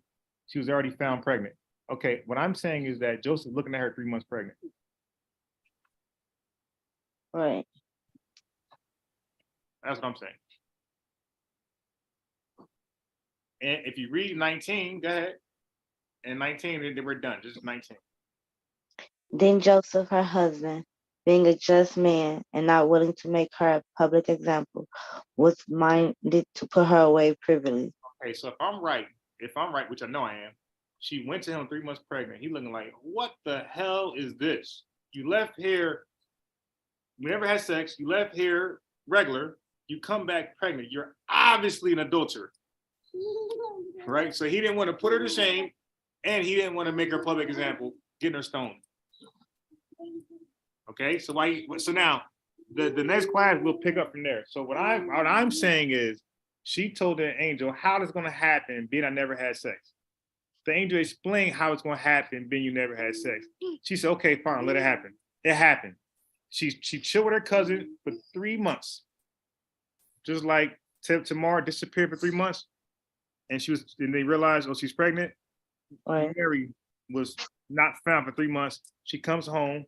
Joe's like, hey, what's that? And now he's like, dang, girl, I have so much respect for you. Now I gotta think about publicly getting you stoned or just divorcing you privately. Okay, so we'll leave it right there. And then we'll pick up what happens next. Okay. So any questions so far? Any give me tough questions, give me anything. And like I said, you can invite anybody you want. So-called debaters, anybody. So-called debate, anybody. Invite anybody you want. I don't really have no questions because I believe what, you know what I'm saying, what the book says. The Holy Spirit, I don't know. But the thing is, we're actually reading it. So now I didn't tell you because I watched those videos, those 2-hour videos. You dig? I'm like, damn, bro. It don't take that long. It's just Matthew 1 and Luke 1. That's it. Right. It took that long to get to it. What I wanted to do is show y'all the important role why these women are listed in the genealogy of Matthew. That's why I went there. Because they're there for a reason. They're not there because they're just bored. These women were seen as something less than, of Gentile, something less than, and so is a harlot. And when Mary was found, so now why Mary's there? Because her husband thinks she's like Bathsheba, an adulterer. Right. Oh, and then next class we're gonna do Bathsheba too. So we're gonna do Bathsheba and probably somebody else, maybe Hannah. Yeah, I'll probably do Hannah. Like, listen, there's about 25 significant women that played a major role, and we didn't read about Rebecca, Leah, Sarah. We didn't do that. That people just gloss over, like they just don't make, like their record just is nothing. They had important record. They had important parts in this Bible. There's no Jesus without these people. There's no Messiah. And I don't put emphasis on the seed. From my studies, the emphasis is on the womb. It's the womb that matters, not the seed. Right. Right. So that's it. So that's it for now. And we could pick up. And again, you can invite. Matter of fact, if y'all want, like there's a bunch of people out there that believes otherwise, and I can invite them more. You can do it, or I can do it, because they want to come, and we could hear like the other side, why Joseph is the father. We could hear it from them. Like all these camps, HOI, GMS, we can hear that. They be scared for like a challenge, by the way.